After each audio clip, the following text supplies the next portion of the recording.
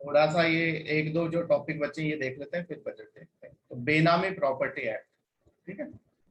बेनामी property act भी आपका ब्लैक मनी से, ब्लैक मनी को खत्म करने के लिए लाया गया था, ठीक है। ये सब ब्लैक मनी को खत्म करने के लिए लाया गया, इसलिए पहले मैंने आपको ब्लैक मनी का आंसर कैसे लिखना है वो सिखाया है। उसके बाद हम चीजों को डिटेल में डिस्कस करते हैं। बेनामी से आपका प्रीलिम्स में पूछा जा चुका है क्वेश्चन, ठीक है।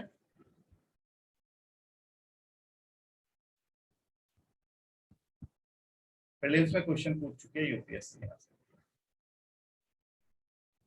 सिंपल क्वेश्चन था, कोई बहुत ज्यादा टफ क्वेश्चन नहीं था। अगर आपने बेनामी प्रॉपर्टी एक्ट पढ़ा हुआ है, आपको इसके प्रोविजन पता है, तो आप आराम से इसको इजीली आंसर कर सकते थे क्वेश्चन को, ठीक है। तो पहले तो डेफिनेशन क्या होती है बेनामी। बेनामी का मतलब आप ऐसे समझो कि प्रॉपर्टी किसी और के नाम है,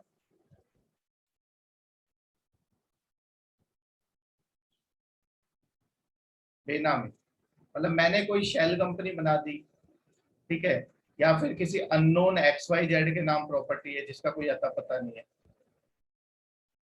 जैसा आपने मूवी देखे होगे ना शॉशैंक रिडेम्पशन, तो उसने एक कंपनी बनाई थी, उसमें सारा पैसा डालता था,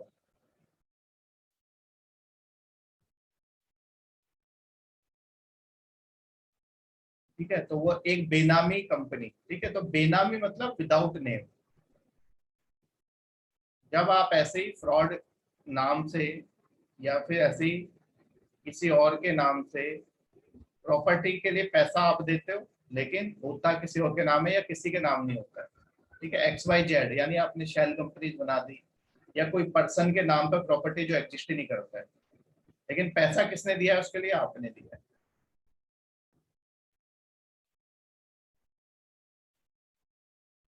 जैसे मान लो आज को एक मैं फ्लैट खरीदूं किसी राधे श्याम के नाम,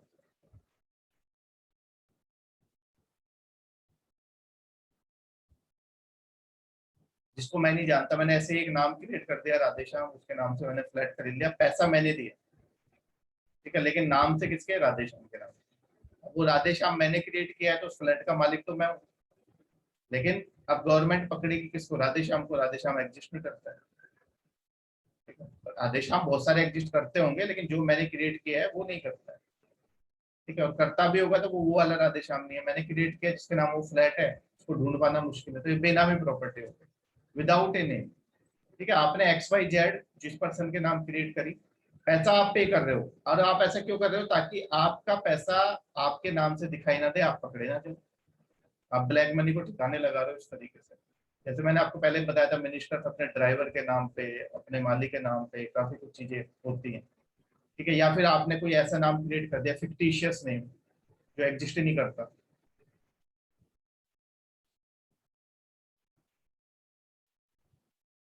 तो आपने कोई नाम क्रिएट कर दिया एक्स पार्कर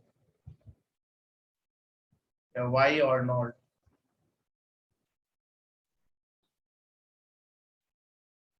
तो इस तरह के नाम क्रिएट करके आप बेनामी प्रॉपर्टी। तो क्या एक्ट में क्या है, अगर ऐसा पता चलता है गवर्नमेंट को कि आपने कोई बेनामी प्रॉपर्टी के लिए पैसा दिया है, जहाँ पे बेनामी प्रॉपर्टी एस्टेब्लिश हो जाती है, उसके बाद वो पता करते हैं कि ये सही में बेनामी है क्या, ओनर को ढूंढने की कोशिश करते हैं किसके नाम से, वो नहीं, वो मिलता है नहीं मिलता है, पैसा आपने दिया है फिक्टिशियस नेम पे लिया है, तो आप पे एक्शन लिया जाए, या तो आप डिक्लेयर कर दो उसको प्रॉपर्टी को, अदरवाइज आप पे एक्शन लिया जाए, ठीक है। तो ये है बेनामी एक्ट, ठीक है, पूरा का पूरा। बेनामी प्रॉपर्टी आपने काफी न्यूज में रहता है, ठीक है। काफी जो मिनिस्टर्स होते हैं, पॉलिटिशियन, जितने पॉलिटिशियंस होते हैं, ब्यूरोक्रेट्स होते हैं, या आपके बड़े बिजनेसमैन होते हैं, इनके पास बड़ी बेनामी प्रॉपर्टी होती है, ठीक है ना। हम तो क्या करते हैं, जैसे कि ज्यादा मैं क्या करूंगा, मैं फैमिली मेंबर्स के नाम पे खरीद लूंगा, तो वहां पे इजिली वो आइडेंटिफाई कर सकते हैं क्योंकि वो फिक्टिशियस नहीं है। लेकिन ये क्या करते हैं, बहुत सारी शेल कंपनीज बना देते हैं किसी के भी नाम पे, उसके थ्रू ये चीजें खरीदते हैं, तो इसलिए बेनामी प्रॉपर्टी में थोड़ा पकड़ना मुश्किल होता है। सो बेनामी मीन्स विदाउट ए नेम। बेनामी प्रॉपर्टी और assets therefore is a reference to property or assets whose actual owner is not the person in whose name the property is. Actual owner वो नहीं है, मालिक या फिर उसका ड्राइवर वो नहीं है, एक्चुअल ओनर कोई और है जिसने पैसा दिया है, लेकिन नाम से उसके प्रॉपर्टी, ताकि वो पकड़ा ना जाए, तो दैट इज बेनामी प्रॉपर्टी। अब अगर किसी मालिक, अगर पता चलता है इनकम टैक्स वालों को कि किसी मालिक के नाम पे 100 करोड़ की मिल है, या किसी ड्राइवर के नाम पे 100 करोड़ की मिल है, तो वो एक्शन लेंगे। लेकिन आपको ये भी पता है कि देखो पॉलिटिशियंस के खिलाफ एक्शन लेना बहुत, और ये कौन से ये है इनकम टैक्स वाले, कौन से वो है कि बहुत ज्यादा ईमानदार, करप्शन हर जगह पे। तो एक्ट लाने से कुछ नहीं होता, पॉलिटिकल विल भी बहुत जरूरी है। सारा खेल पॉलिटिकल विल का। ठीक है, तो हमें तो ये एक्ट पढ़ना है पेपर के लिए। अब पेपर, ये एक्ट आपका कितना इफेक्टिव है कितना नहीं है उससे हमें क्या लेना है। हमें पेपर पास करना है, पेपर पास करने हमें भी उसी सिस्टम का हिस्सा बनना है और फिर वहां जाके देखना है कि क्या होता है। ठीक है, तो एक्ट के हाईलाइट्स क्या है। ठीक है, it provides for confiscation of benami property. ठीक है, कॉन्फिस्केट कर लेते हैं बेनामी प्रॉपर्टी को, that is assets held in the name of another person और under a fictitious name to avoid taxation and conceal ill-gotten wealth. Ill-gotten wealth means the money which has been earned through corruption or other illegal means. अब मेरे पास कल को अगर मैं corruption से 10 करोड़ रुपए कमा लूं, तो मैं वाइट में तो दिखा नहीं सकता, तो इसको इधर उधर इन्वेस्ट करूंगा, किसी के नाम से खरीद ली। ठीक है, XYZ के नाम पे फ्लैट खरीद लिया, यूज में करूंगा उसको, जब तक नहीं पकड़ा जाता तब तक तो वो मेरी पास रहेगा। ठीक है, और गवर्नमेंट कौन सा XYZ को पकड़ने आ रही है। ठीक है, जब तक मेरे 10 करोड़ का पता नहीं चलेगा, अगर मैंने सब कैश में किया ट्रांजेक्शन, तो कैसे पता चलेगा। The act defines a benami transaction as a transaction where property is held by or transferred to a person but has been provided for or paid by another person। किसी और के नाम पे लेकिन पे किसी और ने किया है। It also added other transactions। इसने कुछ और चीजें भी उसमें ऐड की है, वो क्या क्या है देखिए। The transaction is made in a fictitious name। आपने fictitious name पे कुछ ट्रांजेक्शन किया। The owner is not aware or denies knowledge of the ownership of the property। पैसा आपने दिया है, खरीदी आपने किसी और के नाम पे, लेकिन आप डिनाई कर रहे हो, तो भी आप पे सजा होगी आपको। ठीक है, तो भी वो बेनामी मानी जाएगी। The person providing consideration for the property is not traceable। तब भी बेनामी प्रॉपर्टी एक्ट आप पे लगेगा। इसके लिए क्या किया गया है, इसने 4 अथॉरिटीज एस्टेब्लिश की।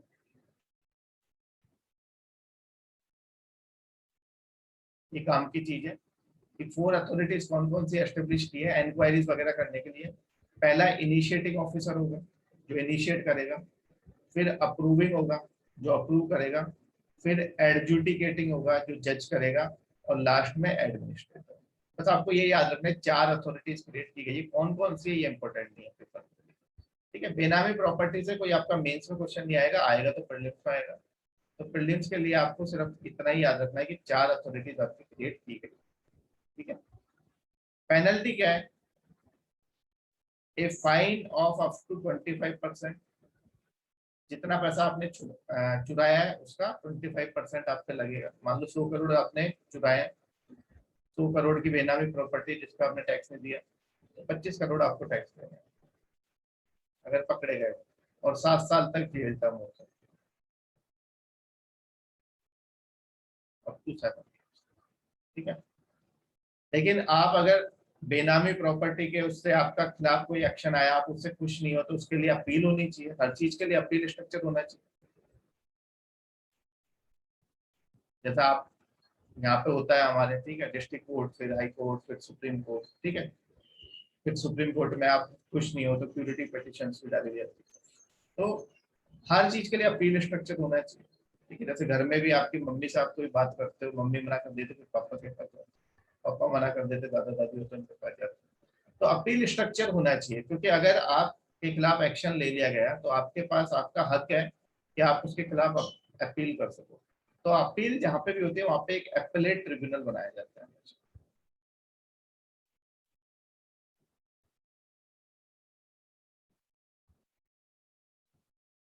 ठीक है, एपेलेट ट्रिब्यूनल होता है, वहां पे आप जा सकते हो और अपील कर सकते हो। ठीक है, जो आपका एडजुडिकेटिंग अथॉरिटी पास करेगा उसके लिए आप एपेलेट ट्रिब्यूनल के पास जा सकते हो। तो बेनामी में आपको बेनामी की डेफिनेशन याद रखनी है, क्या होता है।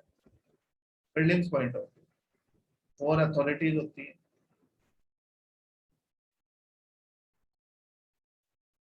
और सबसे लास्ट में आपको याद रखना है कि एपेलेट ट्रिब्यूनल होता है। तो स्टेटमेंट फॉर्म में देगा तो ये 3 चीजें आपके लिए सबसे इम्पोर्टेंट। उसने क्वेश्चन कहाँ से पूछा था, उसने यहाँ से पूछा था, इस वाले पर, कि अगर फिक्टिशियस नेम में तब भी लगेगा क्या, तो 1-2 स्टेटमेंट देख के उसने पूछा था। ठीक है, तो दिस इज योर बेनामी है। ठीक है, तो बेनामी कोई बहुत ज्यादा आजकल, पहले बहुत न्यूज में था, लेकिन ब्लैक मनी रोकने के लिए तो we have to know about.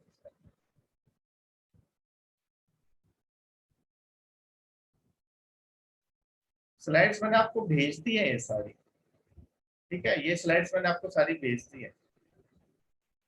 बेना मैंने सारी स्लाइड्स भेज दी थी शायद बजट तक की, कुछ नई बनाई है वो नहीं भेजी है, लेकिन ये भेज दी। तो बेनामी प्रॉपर्टी एक्ट की आपको डेफिनेशन आनी चाहिए सबसे पहले। ठीक है, मतलब prelims point of view, mains में नहीं पूछेगा। ठीक है, मैं इसलिए आपको बता देता हूँ कि आप फालतू में इसका रट्टा लगाओ, रट्टा लगाने की जरूरत नहीं। जो जो चीजें मेंस के लिए इंपॉर्टेंट है वो आपको याद रखनी है, जो प्रीलिम्स के लिए इंपॉर्टेंट है वो सिर्फ एक बार पढ़नी है। ठीक है, जैसे अब आप शेल कंपनीज वाला है, ये पूछ सकता है आपसे मेंस में, शेल कंपनीज और मनी लॉन्ड्रिंग। ठीक है, मनी लॉन्ड्रिंग हमारा टॉपिक है मेंस का। ठीक है, तो ये पूछ सकता है।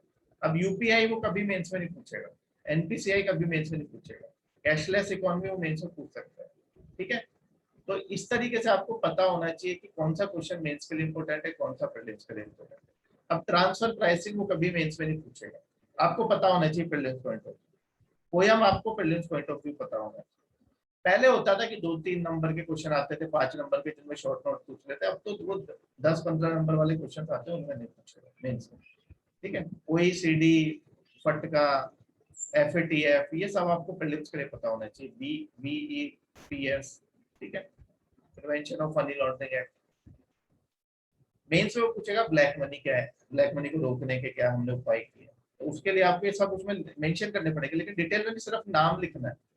नाम लिखने से उसको पता चल जाएगा आपको आता है। ठीक है, तो आपको कम से कम जब आप पढ़ते हो, कोई भी आप टॉपिक पढ़ो, इकोनॉमी का नहीं, ज्योग्राफी का पढ़ो, हिस्ट्री का पढ़ो, पॉलिटी का पढ़ो, आपके दिमाग में सबसे पहली बात ये आनी चाहिए कि ये प्रीलिम्स के लिए इंपॉर्टेंट है, मेंस के लिए इंपॉर्टेंट है। तो फिर आपके लिए क्या, आप सेग्रीगेट कर लोगे तो आपके लिए इजी हो जाएगा चीजों को। आप सब तो याद नहीं रख सकते। ठीक है, आपका माइंड जो है वो लिमिटेड चीजों को पकड़ सकता है, इसलिए कहते हैं ना माइंड को फालतू की चीजों से फ्री कर देना। तो लिमिटेड चीजों को पकड़ सकते, उसका में भी स्पेस है ना। जैसे आपका मान लो आप 1 टेराबाइट स्पेस की वो लेके आए हार्ड डिस्क, या फिर आपके पास कोई पेन ड्राइव है 64 GB, क्या उसमें 64 GB से ज्यादा भर सकते हो? नहीं। तो दिमाग जितना आपका काम कर सकता है उसमें वो काम की चीजें रखो, फालतू की चीजें। तो ये बेनामी का पहला आपका स्लाइड है, ये दूसरा स्लाइड है, ये तीसरा स्लाइड है, और ये इसके फिर फोर्थ स्लाइड, और ये बेनिफिट्स देख सकते हैं।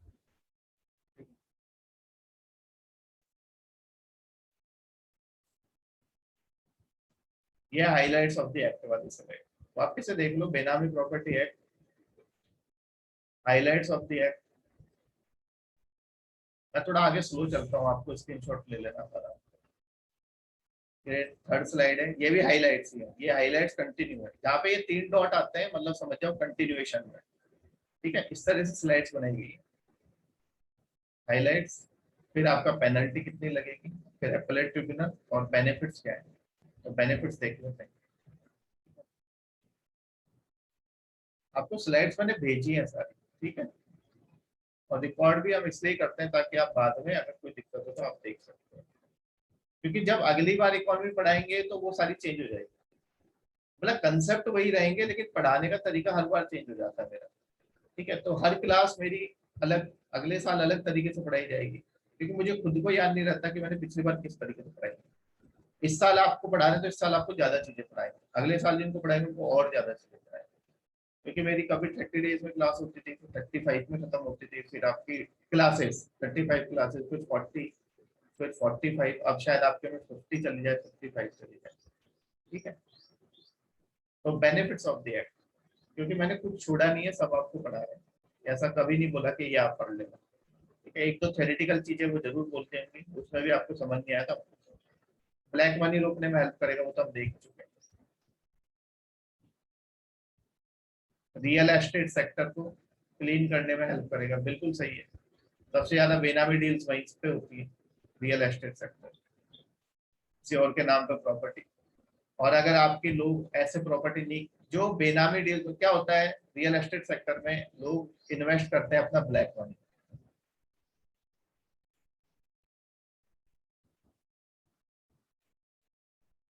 नोएडा में फ्लैट, गुड़गांव में प्रॉपर्टी, इस तरीके से। तो रियल एस्टेट सेक्टर में सबसे ज्यादा ब्लैक मनी होती है। तो अगर यहाँ पे ब्लैक मनी की वजह से यहाँ पे रेट्स बहुत हाई होते हैं फ्लैट के, बेचारा आम आदमी नहीं खरीद पाता है। क्यों? क्योंकि ब्लैक मनी वाला तो कितनी रेट पे खरीद सकता है। इसलिए जब अगर आप यहाँ पे बेनामी डील्स को क्रैक कर लोगे, यहाँ पे पैसा, यहाँ पे आप बेनामी डील्स नहीं होने दोगे, तो अपने आप प्राइस से नीचे आ जाएगी। ब्लैक मनी की वजह से लोग मुंह मांगे दामों पे खरीदते हैं, तो इन्फ्लेशन आ जाता है यहाँ पे। जो बड़ी सिटीज है वहां की बात कर रहा हूँ, जहाँ पे इनको फायदा होता है, जहाँ पे ज्यादा डिमांडिंग है। ठीक है, तो इस वजह से आपका प्राइसेस भी कम हो जाएंगे, रियल एस्टेट सेक्टर भी आपका रेगुलेटेड हो जाएगा। हाँ, स्लाइड्स मैंने भेजी है ना आपको टेलीग्राम पे, मैंने उसका लिंक भी भेजा था आपको। ठीक है, स्लाइड्स मैंने भेजी है, ठीक है? सारी स्लाइड्स भेज दी है। अब देखते हैं रियल एस्टेट रेगुलेशन है। ये भी आपका रियल एस्टेट के लिए नाम से ही पता चल रहा है आपको, real estate. This is important for buildings. Mains में कोई आपसे डायरेक्ट रेरा नहीं पूछेगा। ठीक है, देखो ये प्रीलिम्स में पूछा जाएगा, लेकिन मैं ये नहीं कह सकता कि बिल्कुल कोई गारंटी है कि नहीं पूछेगा मेंस में। इट इज इन न्यूज, तो मेंस में भी हो सकता है वो पूछ ले, मतलब किसी से रिलेट करके पूछ ले। ब्लैक मनी में तो आपने ये सब लिखना ही है, लेकिन वो रिलेट करके आपसे पूछ सकता है। तो रेरा न्यूज में रहता है, ठीक है ना, क्योंकि ये आपका चलता रहता है कि स्टेट्स ने इनेक्ट नहीं किया। आपको पता है रियल एस्टेट क्या है, स्टेट सब्जेक्ट है।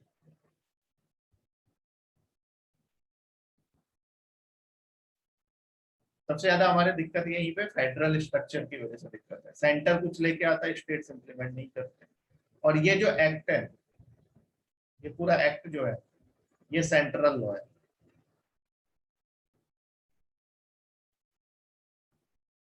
आपके जो फार्म लॉज को लेके जो इतना सारा वो हो रहा है आपका प्रोटेस्ट, उसमें भी तो यही है कि भाई जो एग्रीकल्चर है आपका वो स्टेट सब्जेक्ट है, तो उसमें आपका सेंटर क्यों इंटरफेयर करता है।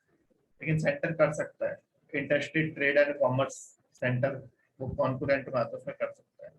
ठीक है, तो वो हम आगे देखेंगे। फार्म लॉज पे मैंने कुछ एक एक आंसर लिखा था, वो आपको मैं शेयर कर दूंगा, उसको पढ़ लेना कि किस तरीके से आंसर लिखना होता है। ठीक है, एक दो दिन में ढूंढ के मैं उसको शेयर कर दूंगा आपके साथ कि मेंस में अगर इस तरह के क्वेश्चन आए तो किस तरह से डील करना है। पता कैसे चलता है कौन सा टॉपिक मेंस के लिए इंपॉर्टेंट है, कौन सा प्रीलिम्स के लिए इंपॉर्टेंट है? वो आपको न्यूज से पता चल जाता है। ठीक है, किसी टॉपिक को आप देखो कि उसमें आप मेंस में क्या, उसमें एनालिटिकल कुछ चीजें हैं नहीं। जैसे ब्लैक मनी है, black money is a very vast topic, तो वो मेंस के लिए इंपॉर्टेंट है। अब आपसे ओईसीडी, एक छोटा सा टॉपिक है ओईसीडी में, सिर्फ कंटेंट, तो आपसे ओईसीडी कभी मेंस में नहीं पूछेगा। ठीक है, ऐसे रियल एस्टेट रेगुलेशन एक्ट जो है आपका, ठीक है, ये आपको पता है कि एक एक्ट है, एक एक्ट पे डायरेक्ट क्वेश्चन पूछने के चांसेस कम होते हैं। उस एक्ट का कहीं पे किसी के साथ रिलेशन, उसके साथ रिलेट करके पूछ सकता है। जैसे ब्लैक मनी से सारे एक्ट रिलेटेड है, तो वो ब्लैक मनी पे डायरेक्ट क्वेश्चन पूछेगा। मनी लॉन्ड्रिंग आपका मेंस का टॉपिक है, मनी लॉन्ड्रिंग से रिलेटेड कोई भी टॉपिक को पूछ लेगा, शेल कंपनी के साथ रिलेट करके पूछेगा। तो आपको आपके सिलेबस के हिसाब से पता चलता है। ठीक है, किसी टॉपिक पे आप देखो कि 200-250 वर्ड्स लिख सकते हैं क्या, उस टॉपिक से रिलेटेड वो मेंस से पूछ लेगा। या फिर जो बहुत ज्यादा न्यूज में रहते हैं, जिनके ऊपर आर्टिकल आए, दो चार एडिटोरियल आए, तो आप समझ, जब एडिटोरियल आ रहा है तो आप उसमें मेंस का क्वेश्चन एक्सपेक्ट कर सकते हो। इसलिए कहता हूँ न्यूज़पेपर पर। और अगर किसी पे टॉपिक पे नहीं आ रहा एडिटोरियल, तो फिर वो मेंस में नहीं पूछा जाएगा, वो प्रीलिम्स में पूछा जाएगा। ठीक है, तो जो छोटे टॉपिक होते हैं, जिनमें थोड़ा सा डेटा होता है या थोड़ी सी इंफॉर्मेशन होती है, प्रीलिम्स के लिए इंपॉर्टेंट होते हैं। बाकी जो आपका एनालिटिकल होता है, जिनमें इंफॉर्मेशन की ज्यादा जरूरत नहीं है, सिर्फ आपको मेंशन करना होता है, वो मेंस के लिए होता है। ठीक है, क्लियर?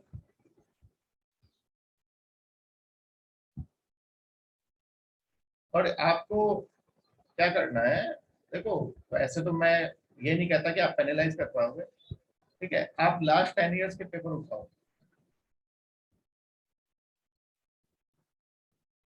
ठीक है, उनको आप एनालाइज अगर कर लोगे अच्छे से, आपको पता चल जाएगा वो मेंस में क्या पूछा है,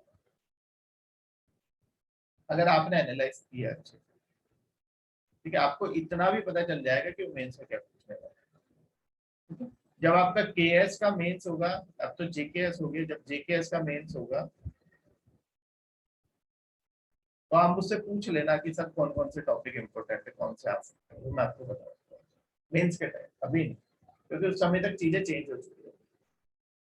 ठीक है, 2016 में जो मैंने बताया था वही पेपर में आया, मतलब सेम वही पेपर आया था, तो काफी कुछ पंगा भी हुआ था। कुछ लोगों को वो पेपर मैंने जो दिया था, मैंने वो व्हाट्सएप पे इधर उधर सर्कुलेट हो गया था, तो लोग मेरे खिलाफ सुप्रीम कोर्ट भी जाने को तैयार थे कि इसने पेपर लीक किया, तो वो हो गया था एक पेपर। ठीक है, लेकिन ऐसा कुछ नहीं था कि मैंने पेपर लीक किया था। अब वो बाई चांस वही पेपर आ गया, जीएस का भी वही आ गया, बाकी मैं फिलोसफी पढ़ाता तो फिलोसफी का भी वही पेपर आ गया जो मैंने लिख के दिया था कुछ बच्चों को। ठीक है, तो उसमें मेरा कोई सोर्स नहीं था, ऐसा ऐसा सोर्स होता तो मैं बेचता 10-10, 15-15 लाख रुपए पर। ऐसे के लिए कुछ मत करो, ऐसे के लिए रोज ऐसे लिखो, प्रैक्टिस करो। ऐसे कैसे लिखोगे, माय बेस्ट फ्रेंड पे ऐसे लिखो। देखो माय बेस्ट फ्रेंड पे लिख पाते हो क्या 1000 वर्ड्स, ऐसे शुरू करो। ठीक है, अगर आप यहाँ माय बेस्ट फ्रेंड पे 1000 वर्ड्स लिख पा रहे हो तो आप किसी भी चीज पे 1000 वर्ड्स लिखो। ठीक है, तो ऐसे इज ऑल अबाउट क्रिएटिविटी। कहानी डालो उसमें, कोट्स डालो, क्रिएटिविटी, लिखना शुरू करो। ऐसे में आपको लिखना आना है। ऐसे क्या है, जैसे आपका आता है ना 15 नंबर का क्वेश्चन आता है 250 वर्ड्स का, ऐसे ऐसे आपका क्या है 1000 वर्ड्स का, थोड़ा सा उसको खींचना है, उसमें creativity. Essay is not about facts and figures, essay is about creativity. ठीक है, तो ऐसे लिखिए, प्रैक्टिस करिए। ठीक है, you will be able to write a good essay if you will practise. ठीक है, ऐसे आपका सारा कहानियां, आप कोई अच्छी कहानी डालो उसमें, कोई मोरल स्टोरी। ठीक है, या फिर आप किसी, आपने कोई लाइव एग्जांपल देखा हो। ठीक है, जैसे आपका मान लो आपका ब्लैक मनी पे कोई ऐसे आ गया, कोई आपने मोरल स्टोरी पढ़ी हो। ठीक है, गौतम बुद्ध से रिलेटेड या किसी पंचतंत्र वगैरह में पढ़ी हो, या फिर न्यूज़पेपर में आपने कोई पढ़ा हो। ठीक है, ब्लैक मनी से रिलेटेड कुछ भी उसमें वो डालो, सारे फैक्ट्स जो मैंने आपको पढ़ाया वो डाल के, ऐसे नहीं, ऐसे इंटरेस्टिंग होना चाहिए, पढ़ने वाले को मजा आए। ऐसे में मजा अगर उसको आएगा, जितना मजा उसको आएगा वो आपको उतने नंबर देगा, मतलब उसको कहीं पे बोरिंग नहीं लगना चाहिए।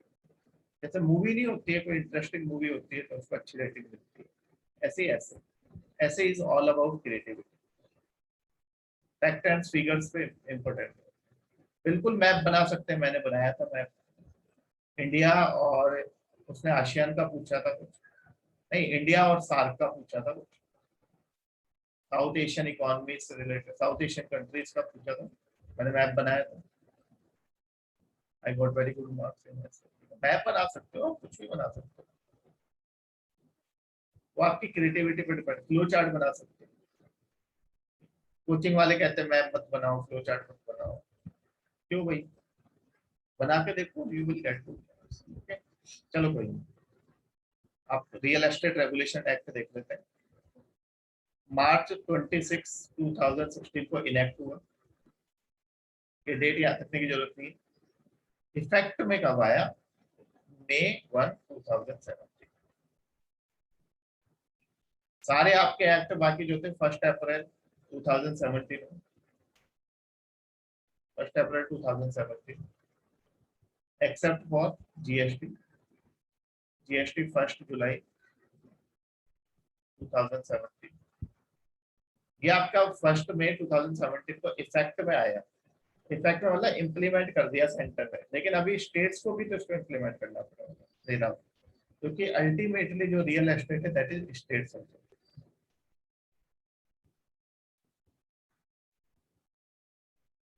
जब तक सारे स्टेट्स इसको नहीं इम्प्लीमेंट करेंगे तब तक कोई मतलब नहीं, और आपको लगता है कि अपोजिशन वाले करेंगे तो अपना खुद का करेंगे, वो नहीं करेंगे। ठीक है, तो सेंट्रल लॉ है to cleanse the real estate sector, लेकिन इसका जो इफेक्ट है, इसका जो बेसिकली इफेक्टिव इम्प्लीमेंटेशन है वो किस पे डिपेंड करता है?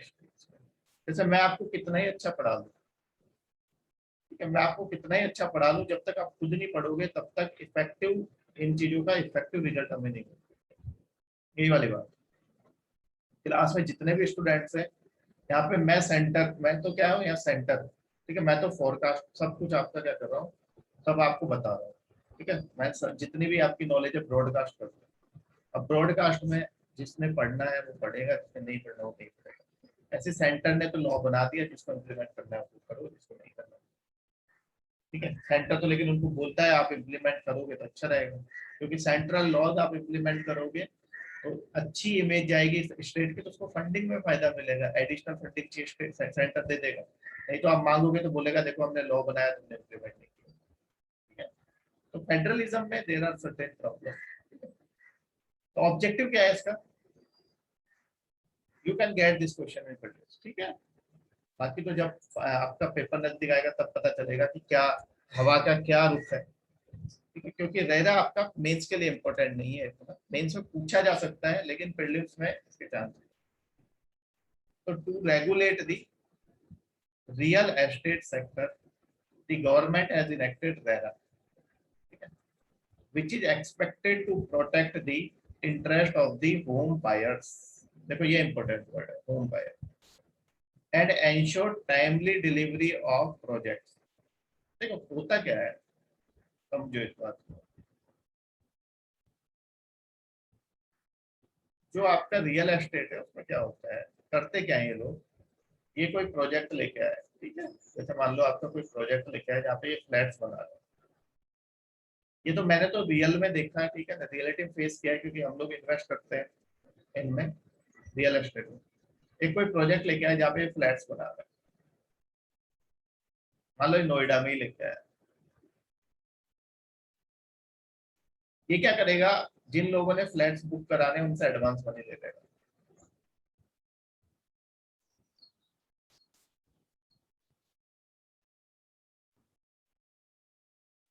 लेता है कि बुक कराओ, फिर बीच में आपको कुछ कुछ पैसे देते रहना होता है। अब ये क्या करेगा, ये फ्लैट्स तो ये बना रहा है, साथ में इसने और भी प्रोजेक्ट्स अपने शुरू करे हुए हैं, पहले के भी होंगे नए भी होंगे। ये क्या करता था, आपको बोलेगा 5 ईयर्स में आपको पोजीशन दे देगा,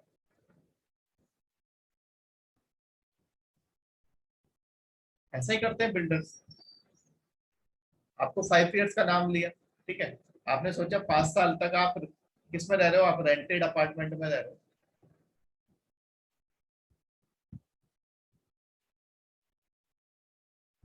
आप सोच रहे हो अपना घर हो जाएगा, अपना घर हो जाएगा तो रेंट नहीं देना पड़ेगा। अब दिक्कत क्या है इसमें, जब तक ये आपको पोजीशन नहीं देगा तब तक आपको उस फ्लैट पे, अगर आपने लोन लिया हुआ है कुछ, उस पे आपको रिबेट नहीं मिलेगी, जब तक आपके पास पेपर नहीं है तब तक आपको लोन पे रिबेट नहीं मिलेगी।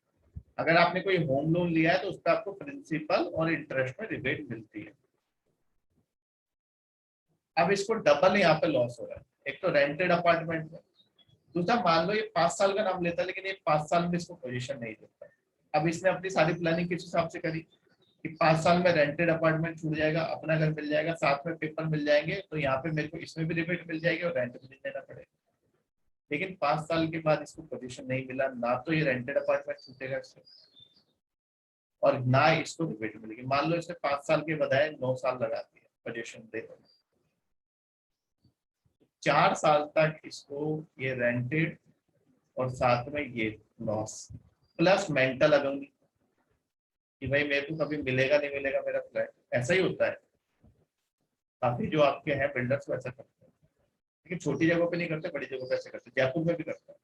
वो क्या ऐसा क्यों करते हैं, क्योंकि उन्होंने आपसे जो पैसा लिया होगा ना, उन्होंने कोई और प्रोजेक्ट चला रखा होगा, उसकी तरफ डाइवर्ट कर देते हैं, क्योंकि उसके तो बहुत सारे प्रोजेक्ट्स होते हैं, तो वो किसी को पहले बोला होगा तो उस तरफ प्रोजेक्ट्स में डाइवर्ट कर दिया। इस तरह से वो पैसा क्या करते हैं, जिस प्रोजेक्ट पे ले लेते हैं उसके लिए वो यूज नहीं करते। तो अब रेरा ने क्या किया है, रेरा ने इनको टाइमलाइन दे दी, जो टाइम आपने बोला है कंप्लीशन का उस टाइम पे आपको कंप्लीट करना पड़ेगा। अगर आप कंप्लीट नहीं करते हो तो आप पे पेनल्टी लगेगी, और जिनको आपने फ्लैट नहीं दिया उनको पैसा पूरा वापस करना पड़ेगा विद इंटरेस्ट, जो इंटरेस्ट बनता है। ठीक है, तो रेरा पे पहला तो ये कर दिया। दूसरा क्या किया है, अगर मान लो इसने कोई प्रोजेक्ट शुरू किया और उसके लिए इसने लोगों से पैसा लिया, तो उसके लिए क्या करना पड़ेगा, इस प्रोजेक्ट के लिए इसको एक सेपरेट अकाउंट खुलवाना पड़ेगा बैंक में कि मैं ये प्रोजेक्ट है, इससे रिलेटेड ये अकाउंट, इसमें सारा इस प्रोजेक्ट से रिलेटेड पैसा जाएगा। तो ये जो पब्लिक से जो पैसा लिया उसका 70% आपको इस अकाउंट में डालना है, सेपरेट अकाउंट। इसका मतलब ये कि ये पैसा जो है ये इसी प्रोजेक्ट के लिए यूज है। इस अकाउंट को कहते हैं एस्क्रो अकाउंट। नाम याद रखने की जरूरत नहीं है, ऐसी इंफॉर्मेशन के लिए कोई नहीं पूछेगा एस्क्रो अकाउंट क्या होता है। तो ये आपका रेरा। अब रेरा में क्या कर दिया आपका, ये सारा का सारा आपको टाइम पे कंप्लीट करना है, अदरवाइज आपको पेनल्टी लगेगी। आपको सारे प्रोजेक्ट रजिस्टर कराने हैं, तो गवर्नमेंट को पता रहेगा कि कितना टाइम इसने बोला था, कितना दिया। दूसरी बात क्या है, पहले बिल्डर्स क्या करते थे, आपको बेवकूफ बनाते थे कि आपका ये कारपेट एरिया है, इसके अलावा आपका सुपर बिल्टअप एरिया जो आप बाकी उसके अलावा यूज करते हो उसके लिए वो पैसा लेते थे। अब ऐसा नहीं, पैसा सिर्फ कारपेट एरिया के लिए लोगे आप। ठीक है, विद इन दी वॉल्स जो एरिया बना हुआ उसके लिए पैसा, विद इन दी वॉल्स जो बाहर बना हुआ उसके लिए एक्स्ट्रा जो पैसा लेते थे वो आप चार्ज नहीं कर सकते। ठीक है, तो ये आपका रेरा है। तो रेरा ने किसके लिए फायदेमंद है, ये आपके बायर्स के लिए बहुत फायदेमंद है। ठीक है, देख लेते हैं। अब मैंने समझा दिया वही चीजें इसमें लिखी है। ठीक है, एक बार देख लेते हैं क्या लिखा है। To regulate the real estate sector, ये ऑब्जेक्टिव याद रखना है, प्रीलिम्स के लिए ये पूछेगा objective of RERA. Government has enacted RERA which is expected to protect the interest of the home buyer and ensure timely delivery of projects. Although RERA is a central law, its implementation will depend on state governments as real estate is a state subject. Okay, यहाँ तक clear है, आगे चलते हैं। Provisions क्या क्या है RERA के, देखो हर स्टेट को रेगुलेटरी अथॉरिटी सेटअप करनी है। Each state will have to set up regulatory bodies as appellate tribunals to solve the dispute between buyer and builder. ठीक है, दूसरा क्या है, developer will have to put 70% of the money collected from a buyer in a separate account to meet the construction cost of the project. ठीक है, और आपको कौन से प्रोजेक्ट्स को रजिस्टर कराना है, all projects where land is over 500 square metre. अगर उससे कम है तो जरूरत नहीं है आपको रजिस्टर कराने की। या फिर आप 8 अपार्टमेंट बना रहे हो कम से कम, अगर मैं 6 बना रहा हूँ तो रजिस्टर कराने की जरूरत है। जैसे मैं हूँ, मैं 6 अपार्टमेंट अपने लिए बना सकता हूँ, बेचने के लिए इतनी बनाऊँ, अपने लिए बना। अगर आपका एरिया 500 स्क्वायर मीटर है जहाँ पे आप प्रोजेक्ट बना रहे हो, ठीक है, ऐसा तो है नहीं ना छोटे मोटे प्रोजेक्ट को रजिस्टर कराने की जरूरत है, नहीं उसको जरूरत नहीं। कोई अपने लिए बना रहा है तो उसको जरूरत नहीं। Have to register with the regulator before launching the project. तो ये इन्होंने यहाँ पे थ्रेशोल्ड लिस्ट।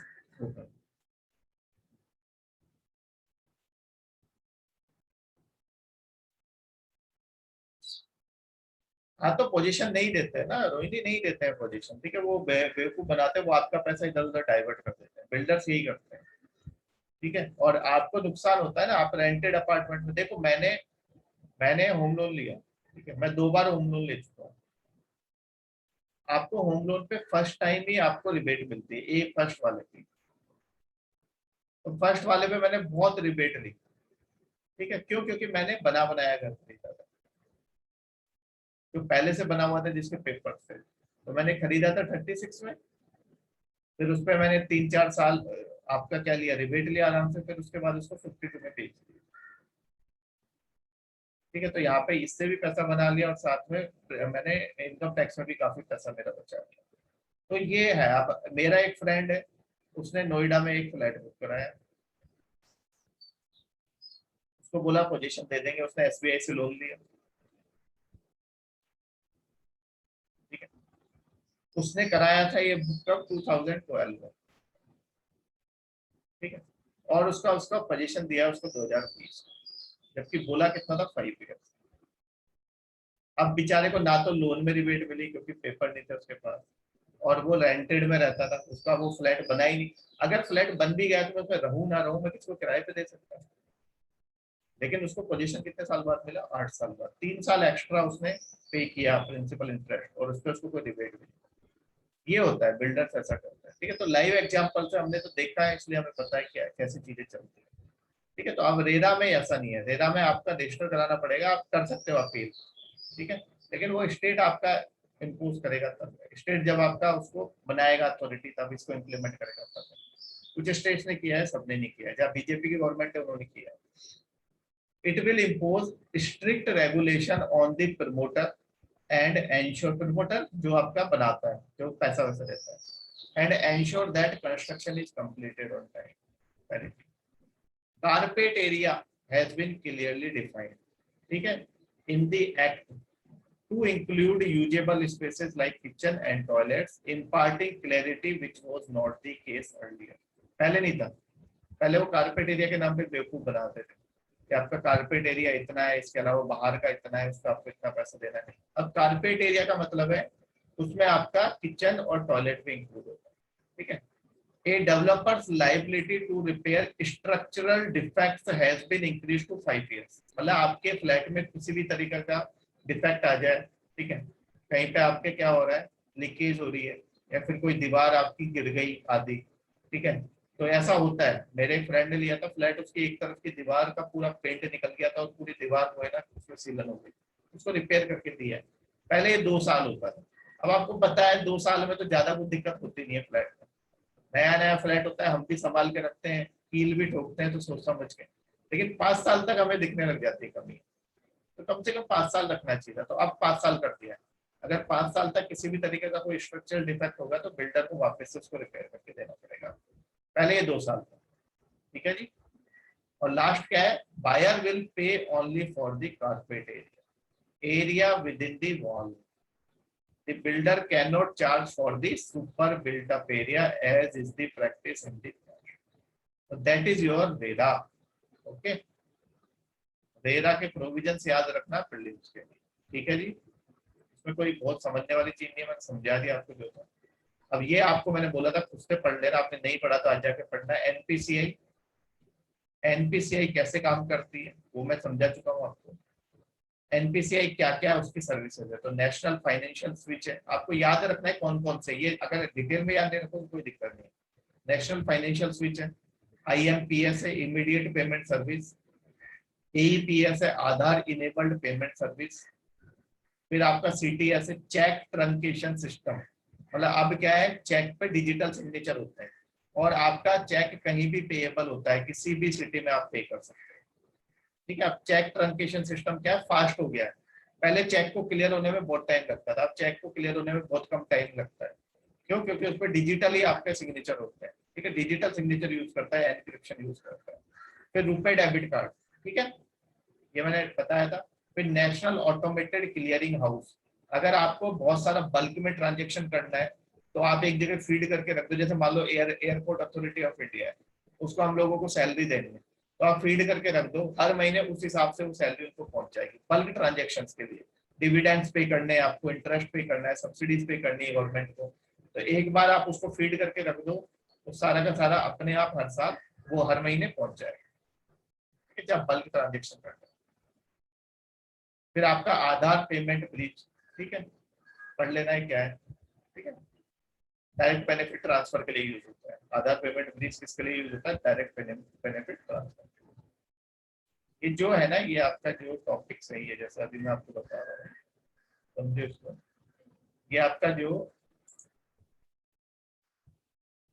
एनपीसीआई है, आपसे क्वेश्चन तो वो एनपीसीआई से पूछेगा। ठीक है, क्वेश्चन तो वो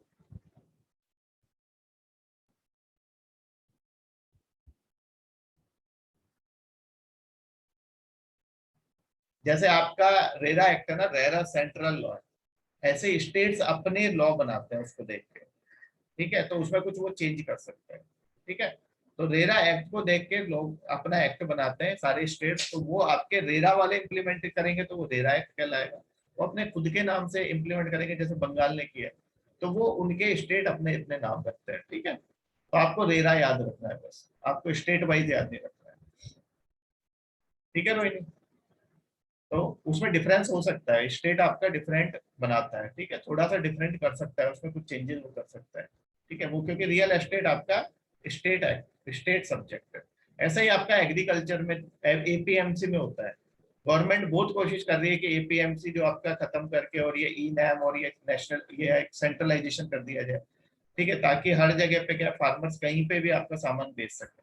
लेकिन फिर भी क्या है, ये नहीं मान रहे स्टेट। क्यों नहीं मान रहे? क्योंकि उनको काफी टैक्स मिलता है, ठीक है। तो रियल एस्टेट में भी अगर आपके बहुत ज्यादा करप्शन है तो वो नहीं करेंगे उसको चेंज, ठीक है। तो ये एनपीसीआई का आपको पता होना चाहिए। आपसे आईएमपीएस प्रीलिम्स में पूछ लेगा, एईपीएस कभी नहीं पूछेगा प्रीलिम्स में। ये मैंने नाम क्यों लिखे हैं, आपको पता होना चाहिए एनपीसीआई क्या क्या ऑफर करता है, क्योंकि वो पेपर में पूछ लेगा कि which of the following services are offered by NPCI. तो आपको पता होना चाहिए आईएमपीएस करता है, डिटेल जरूरी नहीं है। एईपीएस करता है Aadhaar enabled payment service, CTS cheque truncation system, RuPay debit card, फिर नेशनल ऑटोमेटेड क्लियरिंग हाउस, फिर आधार पेमेंट ब्रिज आपका। अब वो कभी नहीं पूछेगा कि आधार पेमेंट ब्रिज किसके लिए यूज होता है, क्योंकि वो इतना एक्सपेक्ट नहीं करता कि आप बैंकिंग का इतना डिटेल में पढ़ो। वी आर प्रिपेयरिंग फॉर, ठीक है, PSC and UPSC, we are not preparing for even bank का भी प्रिपेयर करो तो वो इतना अंदर घुस के नहीं पूछेगा, उसको खुद को नहीं पता होगा ये सारी चीजें, ठीक है। वो एनपीसीआई पूछ लेगा, यूपीआई पूछ लेगा, चलो। फिर आपका 99, ठीक है, स्टार 99 हैश, ठीक है, ये डायल करके, ठीक है। फिर आपका UPI unified payment interface face, फिर भारत बिल पे सिस्टम है आपका, ठीक है। फिर एनईटीसीए नेशनल इलेक्ट्रॉनिक टोल कलेक्शन, फिर आपका भीम ऐप है, फिर आपका भारत क्यूआर कोड है, फिर भीम आधार पे। ये आपको याद रखना है कि एनपीसीआई क्या क्या ऑफर करता है। डिटेल में जाने की जरूरत नहीं है, वो तो मैंने आपको लिख के दे दिया, एक बार पढ़ लेना, समझ आ जाएगा क्या है, लेकिन डिटेल में जाने की जरूरत नहीं है। अब आपको बताते हैं कि इनकम टैक्स किस तरीके से काउंट होता है, ठीक है। तो एक स्लाइड लेके आपको समझाते हैं।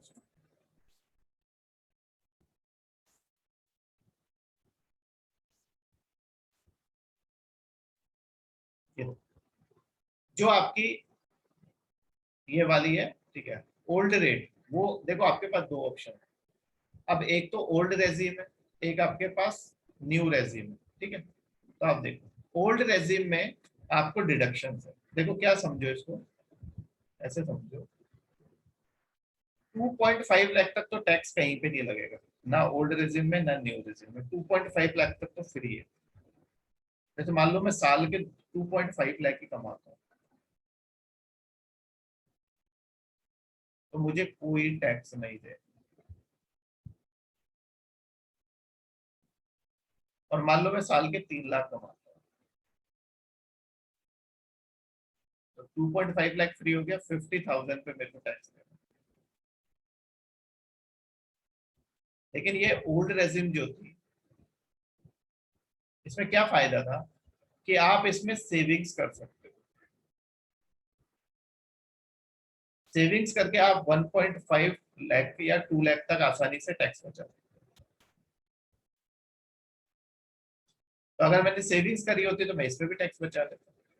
यानी 2 लाख की मैंने सेविंग करी, 2.5 लाख फ्री है, तो 4.5 लाख तक टैक्स में, 4.5 लाख तक फ्री करवा सकता हूँ मैं। ओल्ड रेजिम, ओल्ड रेजिम में ये आपके ये जो है ये सेविंग्स, इनका आपको फायदा मिलता था। लेकिन जो नया वाला टैक्स सिस्टम आया, दो आपके पास दोनों ऑप्शन है, या तो आप इसको ऑप्ट कर सकते हो, या फिर अब नया वाला जो आया न्यू रेजिम, न्यू रेजिम में भी ये 2.5 लाख तो फ्री होगा।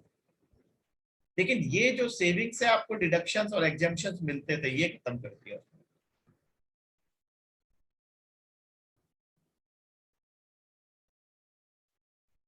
ये खत्म कर दिया। उसमें आपको ये वाले डिडक्शन और एग्जेम्पशंस नहीं मिलते। आपके पास ऑप्शन देता है वो, आपको जब भी आप इनकम टैक्स आईटीआर फाइल करोगे, वो आपको ऑप्शन देता है कि आप मंथ पोस्ट में है, जैसे आपका टैक्स कब से कब लगता है, टैक्स आपका लगता है अप्रैल से मार्च।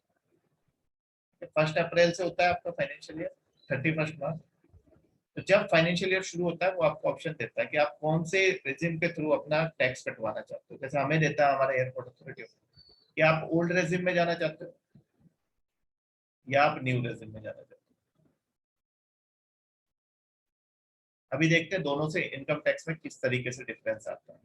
ठीक है, वैसे तो आपके काम का नहीं है अगर आप कमाते नहीं हो तो, लेकिन फिर भी आपको पता होना चाहिए। तो ओल्ड रेजिम में आपकी स्लैब क्या थी, स्लैब देखो 2.5 लाख तक तो आपका फ्री है। ठीक है,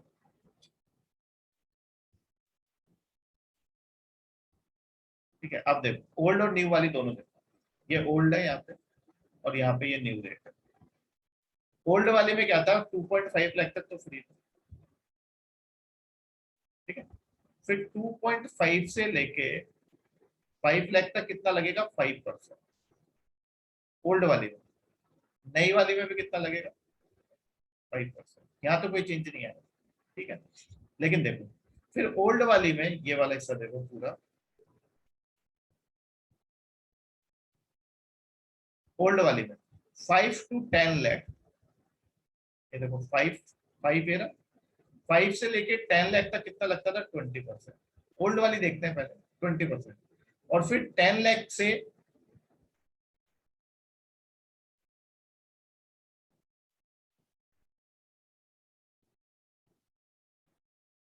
15 लाख तक आपका कितना लगता था, 30%। उसके ऊपर भी 30% ही लगता था यहाँ पे। ठीक है, ये पुरानी वाली रेजिम। तो पुरानी वाली रेजिम में 3 स्लैब थी बस, 5%, 10% और 20% और 30%। अभी एक एग्जाम्पल से समझेंगे।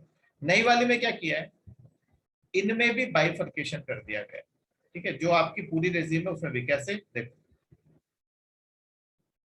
यहाँ तक तो सेम है, यहाँ तक सेम है। यहाँ पे क्या किया, जो 5 to 10 तक एक स्लैब थे उसको दो में बना दिया। 5 to 7.5 यानी 2.5 यहाँ, 2.5 लाख का यहाँ स्लैब बना दिया, 2.5 का यहाँ बना दिया। तो 5 लाख से 7.5 लाख तक कितना लगेगा, 10%। 7.5 से 10 तक कितना लगेगा, 15%। फिर यहाँ पे भी उसने दो बना दी, 10 to 12.5 कितना लगेगा, 20%। 12.5 to 15, 25%। और अगर 15 लाख के ऊपर है तो 30%। तो यहाँ पे आप देख रहे हो, यहाँ पे बहुत सारी स्लैब्स हैं। 2.5 लाख तो दोनों जगह फ्री है, लेकिन यहाँ पे आपको सेविंग्स का फायदा मिलता है, यानी डिडक्शंस, स्टैंडर्ड डिडक्शंस। अगर आपको जो अलाउ है सेविंग्स वो आपने करी तो आपको स्टैंडर्ड डिडक्शन मिल जाता है, यहाँ पे नहीं मिलता। ये फायदा, ये नुकसान है। ठीक है, तो अब एक एग्जांपल के थ्रू देख लेते हैं दोनों को कैलकुलेट करके, इससे हमारा ये क्लियर हो जाए। जैसे मान लो किसी का 15 लाख है साल की सैलरी,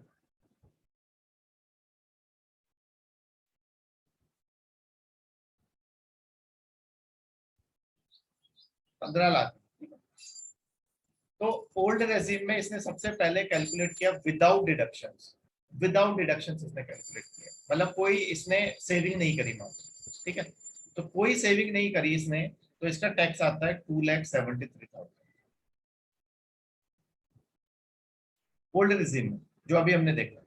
और अगर आपने सेविंग करी, मैंने कहा 2 लाख तक तो आपको डिडक्शन मिल जाता है, 2 लाख तो ये हो गए और 2.5 लाख फ्री हो गए। तो ये अगर आप सेविंग्स कर रहे हो तो आपको टैक्स कितना दे रहा है, 2,10,600। और न्यू रेजिम में आप अगर इस पर टैक्स कैलकुलेट करते हो तो न्यू रेजिम में वो टैक्स आता है आपका 1,95,000।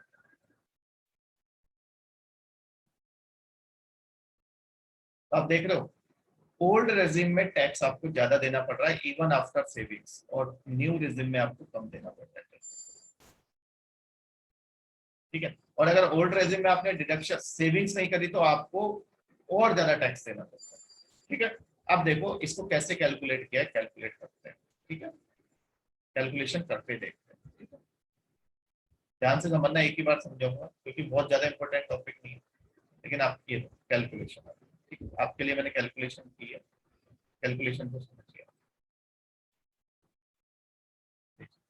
अब मैं डिडक्शन वाली कैलकुलेशन करता हूँ, वहां से आप उसको मैच कर लेना। 15 लाख था, उसमें से 2 लाख आपको डिडक्शन मिल गया। ठीक है, अब टैक्सेबल इनकम आपकी कितने हो गए, 13 लाख। 2 लाख तो आपके डिडक्शन मिल गया आपको, उस पर तो टैक्स लगेगा नहीं। मान लो मैंने सेविंग करी तो 2 लाख का डिडक्शन मिल गया। अब 2.5 लाख और, अब 13 लाख मेरी टैक्सेबल इनकम आ गई, लेकिन 2.5 लाख तक तो कोई टैक्स लगता नहीं है। 13 में से 2.5 लाख और माइनस कर दो, उन पे कोई टैक्स। अब 13 में से 2.5 माइनस कर दिए तो मेरे पास बच गए कितने, 10.5 लाख। ये बच गए, इस पे टैक्स लगाना है। तो शुरू के मैंने आपको बताया था 2.5 से लेके 5 लाख तक कितना लगता है, 5%।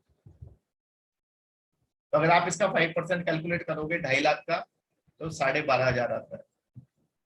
2.5 लाख से 5 लाख मतलब कितना हो गया, 2.5 लाख हो गया।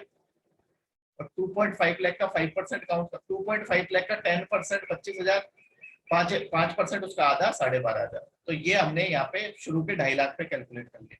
हमें टोटल टैक्स कितने पे लेना, 10.5 लाख पे। टोटल टैक्स कितने पे लेना, 10.5 पे। 2 लाख का तो डिडक्शन मिल गया तो 13 लाख बचे। 13 में से 2.5 फ्री हो गए तो 10.5 लाख। शुरू के 2.5 लाख चले गए। अब अगला देखो, 5 से 10 लाख तक 20% लगता है, तो यानी 5 लाख पे लगाना है। 5 लाख का 10% 50,000, तो 20% 1 लाख, तो ये 1 लाख टैक्स हो गया। अब हमारे पास 5 और 2.5, 7.5, 5 एंड 2.5, 7.5 कवर हो गया। अब कितना बच गया, 3 लाख बच गया रिमेनिंग। 10.5 पे ले रहा है ना 10.5 पे। तो अब 10 to 13, 3 लाख बचे अब एक्स्ट्रा, तो 10 to 13 कितना लगेगा, 30%। तो 30% कितना हो गया, 90,000। 3 लाख का 30% कितना हो गया, 90,000। अब आप इन टोटल को कैलकुलेट करो, 1 लाख ये वाला प्लस 90,000 प्लस 12,500, ये टोटल कितना आ गया, 2,02,500। आप कैलकुलेट कर लेना घर पे आराम से, भले से ये इतना ही आएगा। अब इस पे सेस लगेगा 4%। ये 4% सेस लगता है हर किसी पे, इसको कहते हैं health and education cess.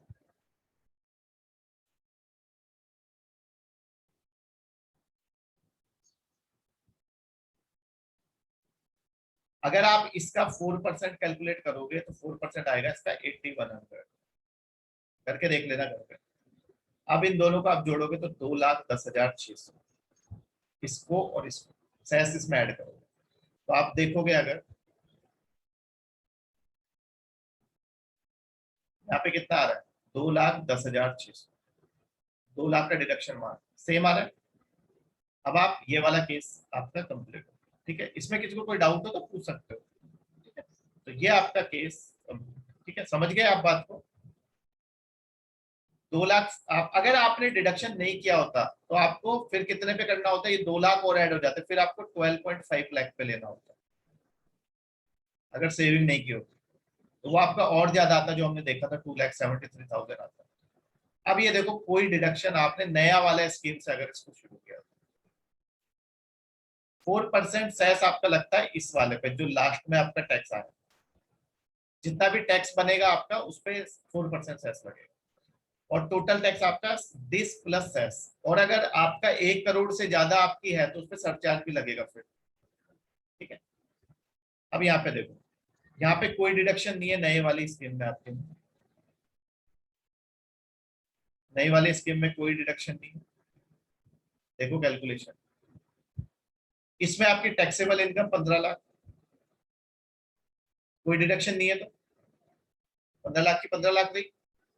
2.5 lakh तक तो फ्री है। अब हमें कितने पे लेना है टैक्स, 12.5 लाख।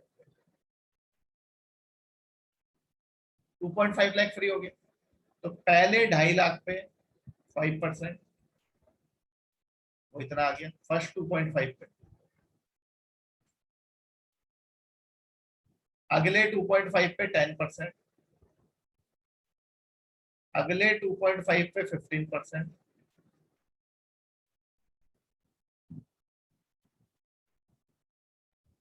अगले 2.5 पे 20%, अगले 2.5 पे 25%। हो गया आपका ये प्लस ये प्लस ये प्लस ये प्लस ये 12.5 हो गया। अब हमें 12.5 पे तो लेना था। 2.5 प्लस 2.5 5 प्लस 2.5 7.5 प्लस 2.5 10, और 10 और 2.5 12.5। तो ये आपका टोटल, जब आपने टैक्स को आपने वो किया, ऐड किया, तो 1,87,500 आया। घर करके देख लेना। इस पे जब सेस लगाया 4% तो वो आया 7,500। इन दोनों को जब ऐड किया तो वो आया 1,95,000। तो अगर आपकी इनकम 15 लाख तक है तो आप कौन सा वाला करोगे, ये वाला, ये वाला ऑप्ट करोगे। इसमें आपको क्या मिल रहा है, इसमें आपको फायदा मिल रहा है। आपका टैक्स कितना बन रहा है, सिर्फ 1,95,000, जबकि यहाँ पे आपका टैक्स कितना बन रहा है, 2,10,600, 15,600 का नुकसान है आपको। तो आप किसमें जाओगे, इसमें। अब इसीलिए लोग अपना कैलकुलेट करके, जैसे मैं हूं, अब मेरे पास है तो मेरी ज्यादा बनती है, मेरी 30 लाख के आसपास बनती है, तो मैं कैलकुलेट करके देखूंगा कि इससे कम आ रहा है या इससे कम आ रहा है। जिससे कम आ रहा है उस वाले में जाओ आप, ठीक है। अगर आप 2 लाख तक नहीं करते हो सेविंग तो सबसे बेस्ट इसमें जाओ। अगर आप 2 लाख तक सेविंग करते हो और 15 लाख से ज्यादा है आपकी, मान लो 20-25 लाख है, तो यहाँ पे कम होता है टैक्स। वो कैलकुलेट आप करके देखोगे तो आ जाएगा। लेकिन आपको इस एग्जाम्पल से ये समझ आ गया कि कैलकुलेशन किस तरीके से होती है, ठीक है। आप देखोगे, अगर इसको हटा देते हैं, आप देखोगे अगर, ये देखो, यहाँ पे 2,10,600 आया, यहाँ पे 1,95,000। हमारा भी यहाँ पे क्या है, 1,95,000, 2,10,600 मैच करके देखो। आप इसको भी कैलकुलेट करके देख लेना बिना डिडक्शन के। 15 लाख पे लगेगा, 15 लाख में से 2.5 लाख कम कर दो, 12.5 लाख पे लगा के देखना, आपका टैक्सेबल इनकम कितनी आएगी, 2,73,000। तो आप अगर ओल्ड और रेजिम में से आपसे, जैसे आप जॉब करोगे तो आपकी सैलरी 15 लाख के अंडर अंडर रहेगी। जब शुरू में आप जाओगे 10 लाख तक रहेगी, तो आपको ये वाला बेनिफिट करेगा, कम में ये वाला फायदा देता है। तो आप न्यू रेजिम में जाना, ओल्ड में नहीं जाना, ठीक है। तो इससे आपको पता चल गया कि टैक्स में आपको कब बेनिफिट है, कब आपको लॉस। तो आप देखो, जैसे अगर किसी के 30 लाख है तो 30 लाख पे अगर आप कैलकुलेट करके देखो, ठीक है, विदाउट डिडक्शन, तो 7,41,000 आता है।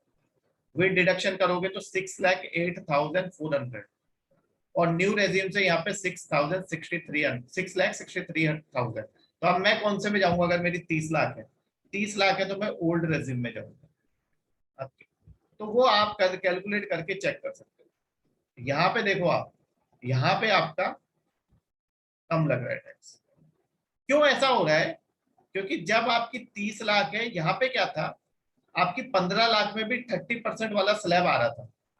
लेकिन आपने देखा हो तो 15 लाख में न्यू रेजिम में आपका सिर्फ हम 25% तक जा रहे थे। लेकिन जैसे ही आपकी उससे ऊपर जाएगी तो यहाँ पे भी 30% वाला स्लैब आ जाएगा। और जब 30% वाला स्लैब आ जाएगा तो यहाँ पे आपकी जो टैक्स है वो बढ़ जाएगा अचानक से।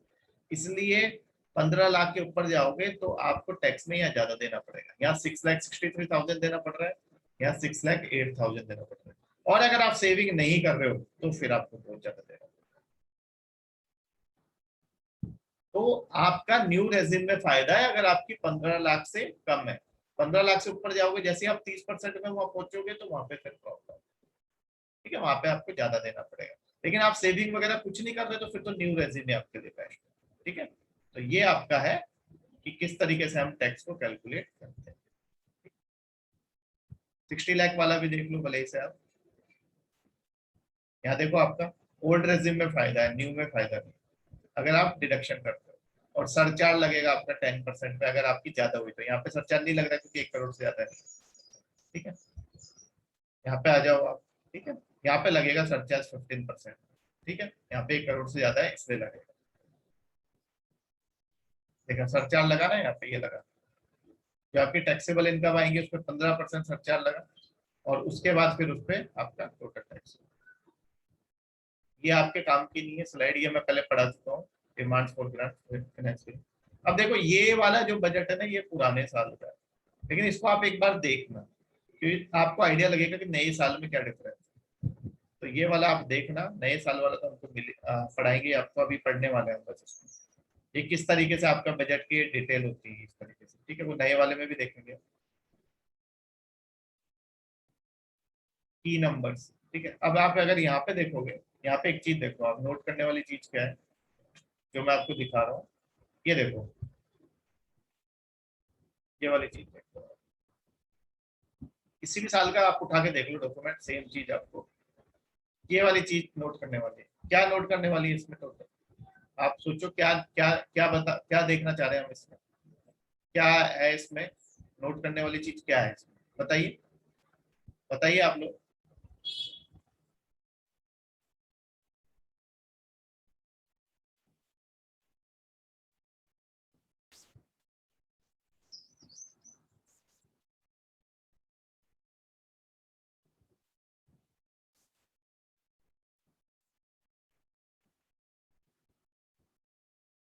अगर आप यहाँ पे देखें तो आपका बजट डेफिसिट जो है वो आपका जीरो कर दिया है। आप सिर्फ इस साल का ही मत देखो बजट डेफिसिट, आपका बजट डेफिसिट सिर्फ इस साल का जीरो नहीं किया है इसने, आप किसी भी साल का उठा के देखो, यहाँ पे भी आपका बजट डेफिसिट जीरो है, यहाँ पे भी आपका बजट डेफिसिट जीरो है, यहाँ पे भी आपका बजट डेफिसिट जीरो है, और यहाँ पे भी आपका बजट डेफिसिट जीरो है। इसी साल का आप उठा के देख लो, इस साल का भी जो हम देखेंगे बजट, वहां पे बजट डेफिसिट जीरो। ठीक है, तो इस डॉक्यूमेंट से क्या क्लियर हो रहा है कि ये बजट डेफिसिट जीरो कर देते हैं, कन्वेंशन है।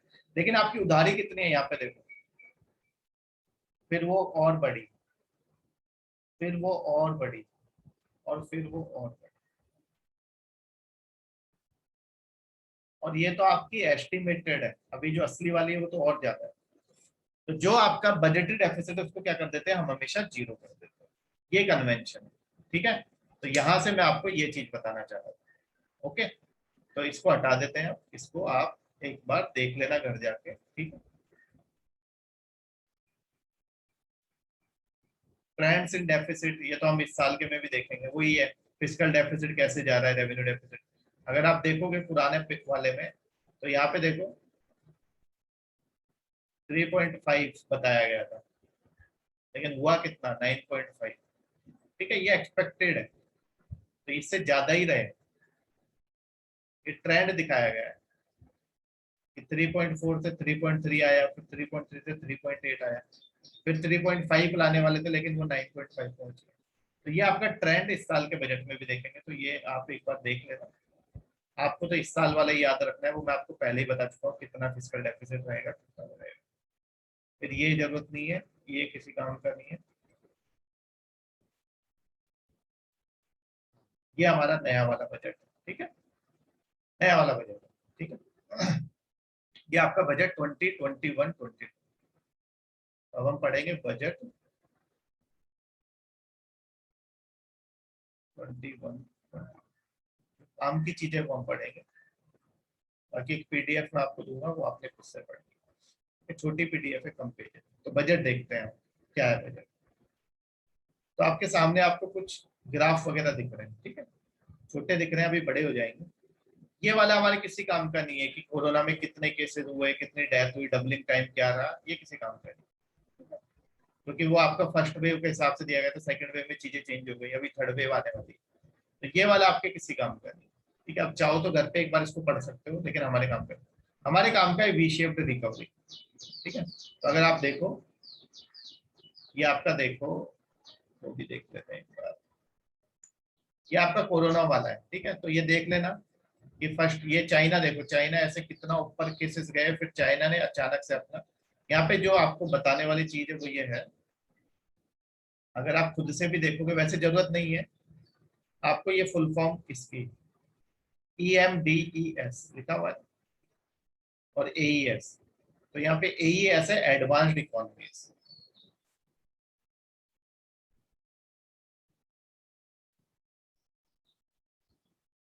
ये क्यों दिया गया है ग्राफ, ये क्यों दिया गया है, क्योंकि इसलिए कि भाई कोरोना की वजह से हमारी इकोनॉमी डाउन गई है, तो वो समझाने के लिए आपको ये ग्राफ दिए गए, ये हमारे किसी काम के, मतलब अपना वो छुपाने के लिए कि हमारी इकोनॉमी क्यों डाउन गई है, ये वाली चीज दी गई। तो एडवांस इकोनॉमीज का ग्राफ आपको दिया हुआ है नीले से, तो ये आपको AE की फुल फॉर्म बता दे रहा हूँ, अगर आपको देखना है तो। EMD क्या है, emerging markets, emerging markets and developing economies.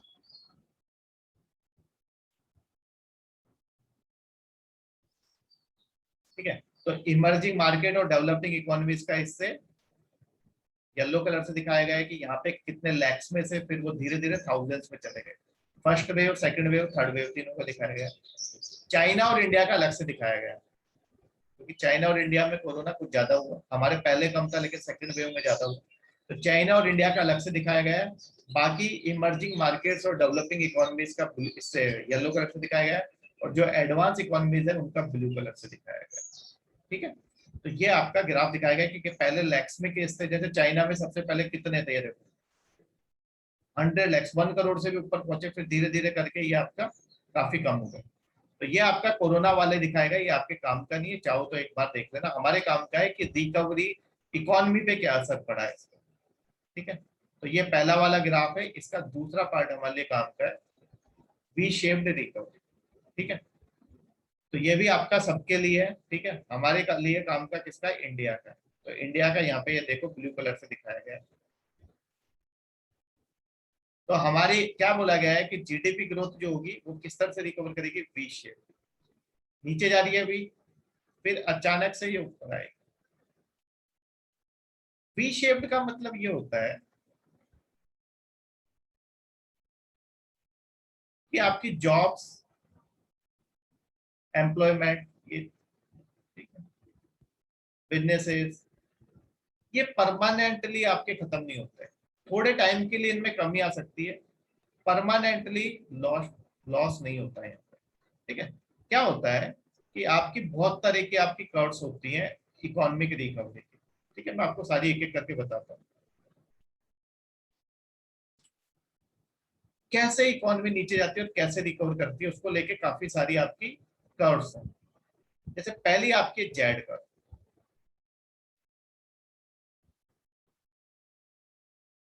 सबसे बेस्ट ये है, अगर कोई इकोनॉमी डाउन जा रही है और जेड शेप में वापस ऊपर आ रही है तो ये सबसे बेस्ट है। कैसे होता है ये, आप एक एक कर्व को बनाते जाना। ठीक है, पेपर के लिए इंपॉर्टेंट है, प्रीलिम्स के लिए।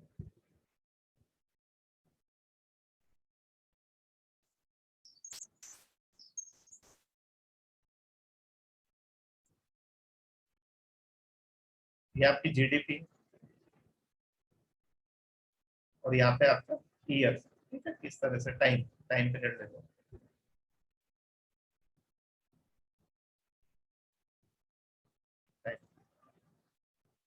जैसे आपकी जीडीपी जो है, जीडीपी जीरो कभी नहीं हो सकती, तो यहाँ से तो कभी शुरू होगी नहीं, यहाँ से तो शुरू कर मत देना, क्योंकि कुछ तो बनेगा कंट्री में। तो जीडीपी मान लो हमारी यहाँ से शुरू होती है, ये हमारी जीडीपी है।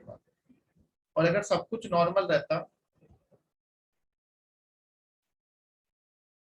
तो इस तरह से चलती रहती। अब ये डॉट डॉट क्यों लगाया, इस समय पे यहाँ पे कोरोना आ गया, यहाँ पे तो कोरोना आया तो वो कैसे गई, ऐसे डाउन गई, जेड शेप बनेगा, फिर डाउन से अचानक से वो ऊपर जाएगी, मतलब इंक्रीज होगी, यहाँ तक आएगी, फिर जीडीपी हमारी जितने हमने सोचा था उससे ज्यादा इंक्रीज होगी। तो ये बेस्ट है, क्योंकि आपकी जीडीपी यहाँ रिकवरी नहीं हो रही है, ऊपर जा रही है, और फिर धीरे धीरे धीरे वो वापस से उस नॉर्मल लेवल पे आएगी। ये आपका बना जेड। तो जेड शेप में क्या हो रहा है, आपकी जो इकोनॉमी है वो नॉर्मल तक तो आ रही है, मतलब ये वी शेप है, देखो यहाँ से यहाँ तक वी है। वी में क्या होता है, यहाँ के रुक जाती है, यहाँ पे क्या हो रहा है आपका जेड में ये ऊपर तक जा रही है, और फिर ऊपर जाके फिर धीरे धीरे नॉर्मल पे आएगी। ये कोरोना पीरियड जो है, इस पीरियड में हमारी ये अगर जेड शेप हो, रिकवर हो जाए, ऊपर तक जाए, फिर बाद में भले से आपका नीचे आ जाए, तो यहाँ पे क्या है, जैसे ही ऊपर जाएगी नई जॉब्स क्रिएट कर। तो जेड शेप का मतलब है, जेड शेप सबसे बेस्ट मानी जाती है, क्यों, क्योंकि ये सिर्फ रिकवरी नहीं कर रही है, ये उससे ज्यादा बेटर कर रही है जीडीपी को। तो फर्स्ट शेप जो होता है वो होता है आपका जेड शेप। ठीक है, तो Z shape is best. Second shape है आपका वी शेप,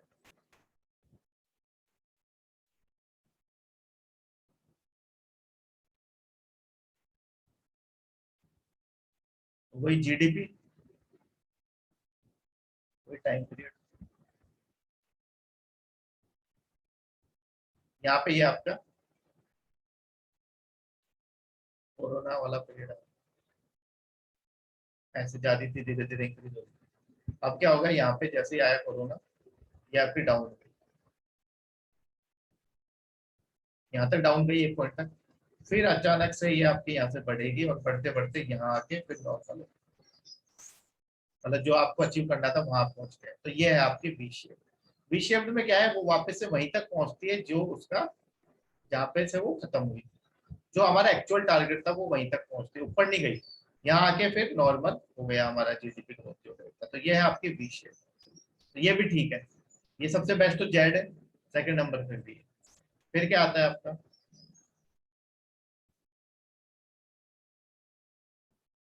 यू शेप।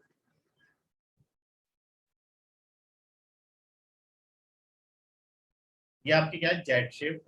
ये आपके वी शेप, वी का। पेपर में कोई पूछे सबसे बेस्ट ये होती है जेड शेप। जीडीपी आपकी यहाँ क्या करेगी, ये वही आपका,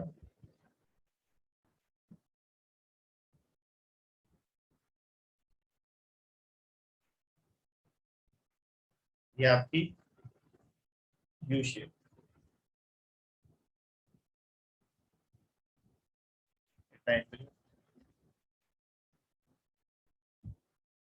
यहाँ पे क्या होगा, ये आपकी जीडीपी डिक्रीज करेगी इस तरीके से।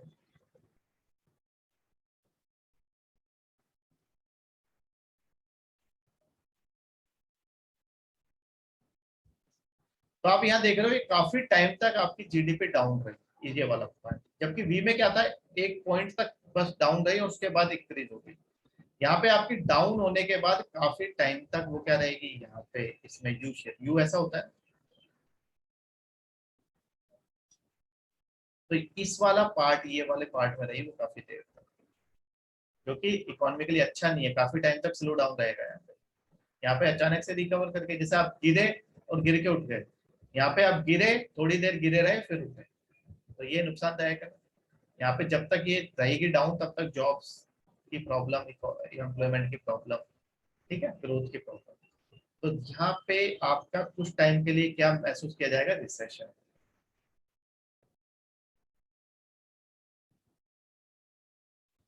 इसलिए यू शेप अच्छी नहीं है, यहाँ रिकवर नहीं हो रही है जल्दी से, that is your U shape. उसके बाद आती है आपकी W shape. W shape,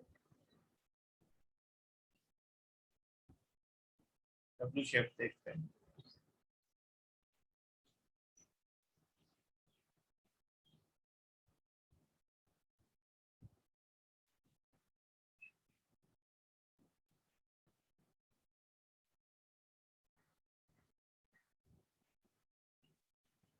W shape curve में क्या होगा,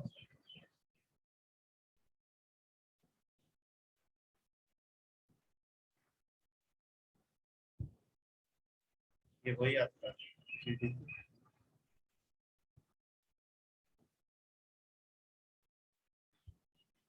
ये आपका कोरोना वाला पीरियड। डब्ल्यू शेप में क्या होगा, ये आपकी इकोनॉमी नीचे गई, फिर ऊपर आएगी, लेकिन वो पूरी ऊपर नहीं आएगी, यहाँ तक आई, फिर से वो नीचे चली गई, और फिर वो आपकी वापस है। तो ये भी अच्छी करनी है, क्योंकि आपकी इकोनॉमी में एक बार डाउन गई, दोबारा से डाउन गई। जैसे मान लो हमारी फर्स्ट वेव आई, उस समय डाउन गई, सेकंड वेव आई फिर डाउन गई, और थर्ड वेव आके फिर से अगर डाउन चली गई तो दिक्कत है ना, क्योंकि एक बार उठ गिरे आप, संभल गए तो बहुत अच्छी बात है, लेकिन आप जैसे संभलने वाले थे आप वापस गिर गए। तो डब्ल्यू शेप भी क्या है, इकोनॉमी के लिए हार्मफुल है, क्योंकि यहाँ पे दो बार डाउन जा रहा है। तो एक झटका आप सहेगा, दूसरा झटका सहना मुश्किल है। तो ये कोरोना का यही चल रहा है, फर्स्ट वेव सेकंड वेव। हम वी शेप रिकवरी की बात तो कर रहे हैं, लेकिन नहीं, हमने हमें सोचा था फर्स्ट वेव भी आएगी, सेकंड वेव भी आएगी। तो डब्ल्यू शेप जब आपकी इकोनॉमी दो बार डाउन जा रही है, ठीक है, लेकिन वो पूरे तक पहुंच ही नहीं रही, उससे पहले ही डाउन चलेगी, ये दिक्कत है। पूरा वो उसने नॉर्मल लेवल अचीव भी नहीं किया, आप अच्छे से उठे भी नहीं, वापस से गिर गए। इसलिए डब्ल्यू शेप भी आपकी इकोनॉमी के लिए अच्छी है। सबसे बेस्ट जेड, उसके बाद है बी, एक लास्ट बच गई एल शेप, ठीक है, एल शेप भी देख लेते हैं।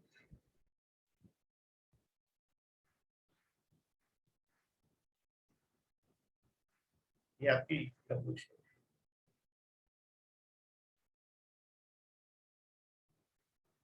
L shape. ये एल शेप में आपको अलग पे बताता हूँ, आप अभी इसका स्क्रीनशॉट लो, ठीक है। एल शेप अभी हम देख लेते हैं, इसका स्क्रीनशॉट, ठीक है। तो आपको जेड का, बी का, आपको यू कर्व और डब्ल्यू शेप कर्व पता चल गया। ये डब्ल्यू को कभी यहाँ तक मत बना देना, ये पहले ही गिर जाती है वापस से, वो नॉर्मल लेवल तक पहुंचने से पहले ही वापस से गिरती है। ठीक है, तो इसको मैं हटा रहा हूँ, इसका स्क्रीनशॉट ले लो। अब एल शेप दिला, एल शेप कैसे बनेगी आपको पता ही है।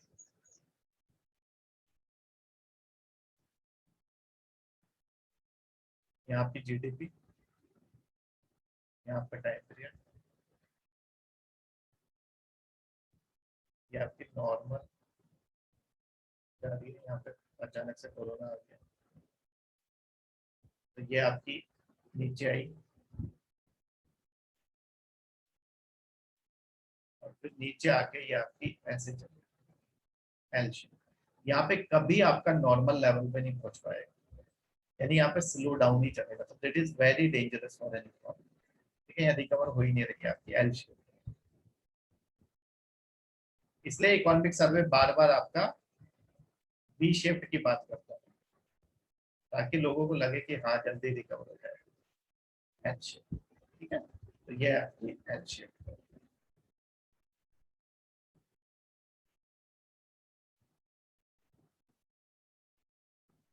ठीक है, तो ये आपकी एल शेप का। अगर आप देखो किस हिसाब से सबसे बेस्ट जेड है, जेड के बाद आपकी वी अच्छी है। ठीक है, वी के बाद आपका यू, क्योंकि यू थोड़े टाइम के लिए रहता है लेकिन वापस से जल्दी नॉर्मल हो जाता है। फिर डब्ल्यू और सबसे डेंजरस है एल।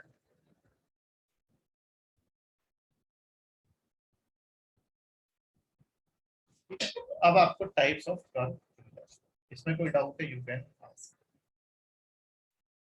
इसका स्क्रीनशॉट ले लो, देन वी विल डिस्कस। हटा देते हैं इसको, स्क्रीनशॉट ले लिया होगा।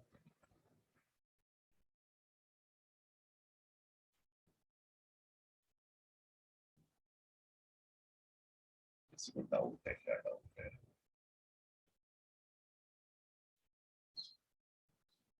हाँ, डबल डिप रिसेशन बोल सकते हो उसको, बिल्कुल कह सकते हो डब्लू को। ठीक है, डबल डिप रिसेशन ऐसे ही होता है, मैंने बताया था रिसेशन में आपको, डबल डिप रिसेशन।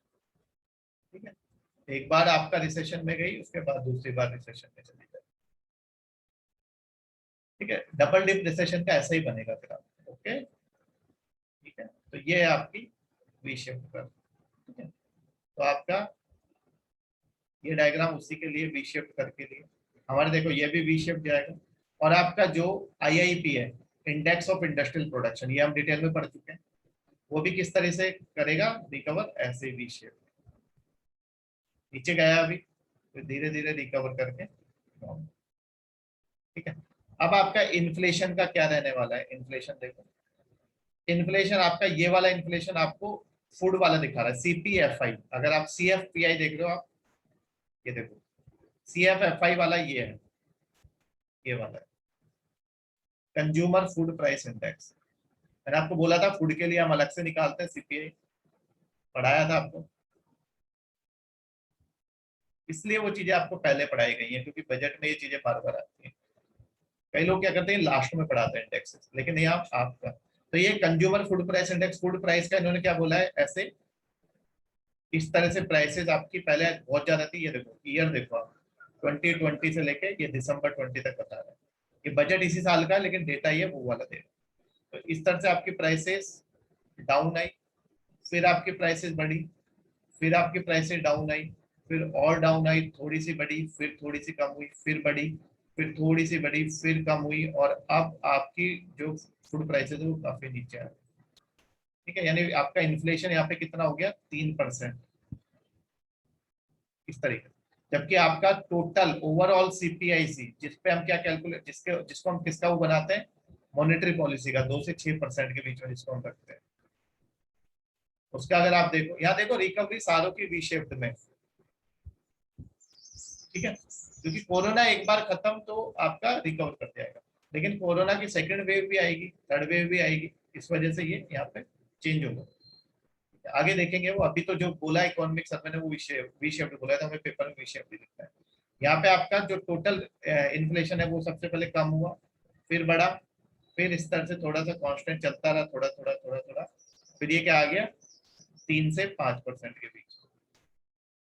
तो हम किससे रखते हैं 2 से 6% के बीच में, तो 3 और 5 इन दोनों के बीच में ही आते हैं, तो मतलब जितना हम चाहते थे उतना ही। तो ये है आपका कर्व्स। ठीक है, आपको याद रखने वाला इस पूरे में सिर्फ ये है वी शेप्ड रिकवरी और टाइप्स ऑफ कर्व्स।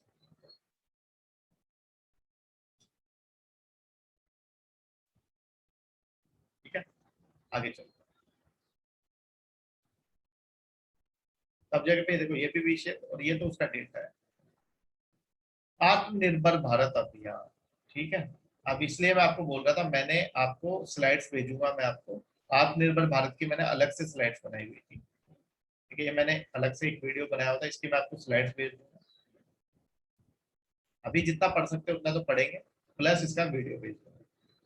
ये जितनी टर्म्स यहाँ पे यूज हो रही है ये सब मैंने उसमें डिटेल में एक्सप्लेन करी। ठीक है, क्योंकि यहाँ पे आत्मनिर्भर भारत हमें पढ़ना नहीं है। क्यों नहीं पढ़ना, क्योंकि बजट में सिर्फ ये नाम लिख के चीजें की गई हैं, लेकिन डिटेल में मैंने उसमें आपको समझाया, तो उसको आप एक बार देख लीजिएगा। तो आत्मनिर्भर भारत अभियान का मतलब ये गवर्नमेंट ने पैसा दिया है, इसलिए ताकि हम आत्मनिर्भर बन सके, सेल्फ रिलायंट। तो उसके लिए अलग अलग सेक्टर्स को पैसा दिया है और अलग अलग तरह की स्कीम है सेल्फ रिलायंट। ठीक है, जैसे गवर्नमेंट ने एमएसएमईज को पैसा दिया है, माइग्रेंट वर्कर्स के लिए कुछ किया है, एनर्जी को सिक्योर करने के लिए कुछ किया है, सोशल सेक्टर के लिए कुछ पैसा दिया है।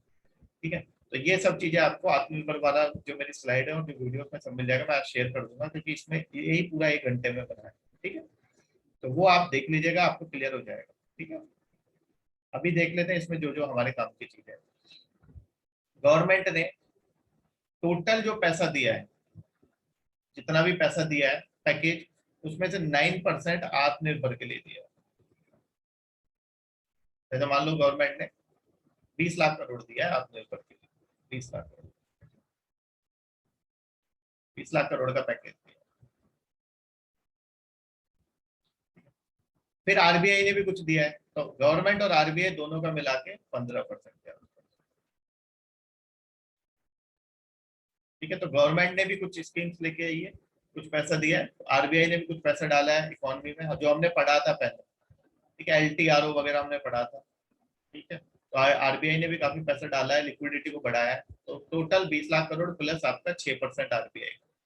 ठीक है, तो टोटल आपका ज्यादा हो गया। ठीक है, तो इतना पैसा इकोनॉमी में डाला है किस लिए, ताकि कोरोना से आप निपट सको।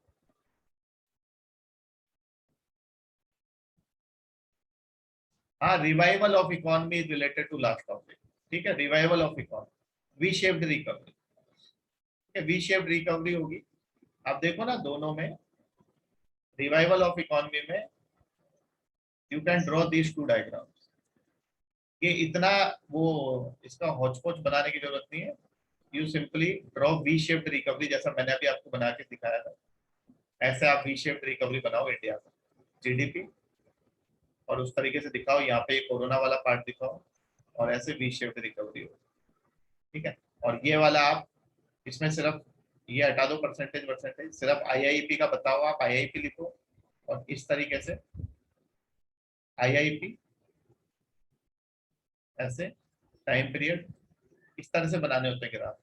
और आईआईपी का भी यही ऐसे, आईआईपी बढ़ने वाला था आपका यहाँ पे कोरोना वाला पीरियड, तो कोरोना वाला पीरियड में नीचे गया और फिर वापस से वी शेप में रिकवर कर, इस तरीके से आपको बनाने होते हैं डायग्राम। ठीक है, ये ऐसा डायग्राम नहीं बनाना है, ये तो आप अगर बनाने बैठोगे तो कैसे बनाओगे, वो आपसे क्या चाहता है सिर्फ कि आपको कंसेप्ट समझ आता है नहीं आता। तो रिवाइवल ऑफ इकोनॉमी में आईआईपी आपका स्तर से इंक्रीज करेगा, आपकी जीडीपी भी वी शेप में इंक्रीज करेगी, और जो आपका ये है ये भी आपका बढ़ा हुआ है तो धीरे धीरे कम हुआ है, तो आप इसको भी इस तरीके से बना सकते हो इन्फ्लेशन। ठीक है, इन्फ्लेशन को आप क्या दिखाओगे डायरेक्ट, ये आपका इन्फ्लेशन और ये टाइम पीरियड, तो डायरेक्ट किस तरीके से दिखाओगे, ऐसे आपका कम होगा, जीरो पे मत ले जाना, जीरो तो नहीं होगा।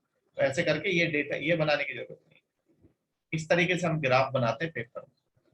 पेपर में बनाने का तरीका होता है, यहाँ पे तो ये उसने क्या किया है, उसने तो पूरा 1 साल लेके इस चीज को बनाया, हमें तो वहां पे फटाफट बनाना है, ये वी शेप रिकवरी, ये कोरोना का पीरियड, और ये आपकी वी शेप रिकवरी, बस इतना बना। ठीक है, क्लियर है, इज इट क्लियर, किस तरीके से पेपर में बनाना होता है। बस उसको समझ आना चाहिए कि आपने पढ़ा है कि वी शेप रिकवरी होगी इसकी भी और आईआईपी की।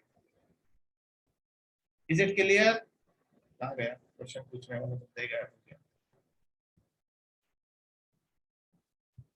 आत्मनिर्भर देख लेते हैं, फिर उसके बाद क्लास आप खत्म करेंगे। फिर आपको आज आत्मनिर्भर मैं भेजता हूँ, उसको आप पढ़ना, मजा आएगा आपको पढ़ने में, ठीक है, बहुत मजा आएगा। तो वो मैं आपको लिंक भेजूंगा टेलीग्राम पे और साथ में आपके ग्रुप में, ठीक है। तो ये आपका पैकेज दिया 20 लाख करोड़ का गवर्नमेंट ने दिया और आरबीआई ने लिक्विडिटी डाली।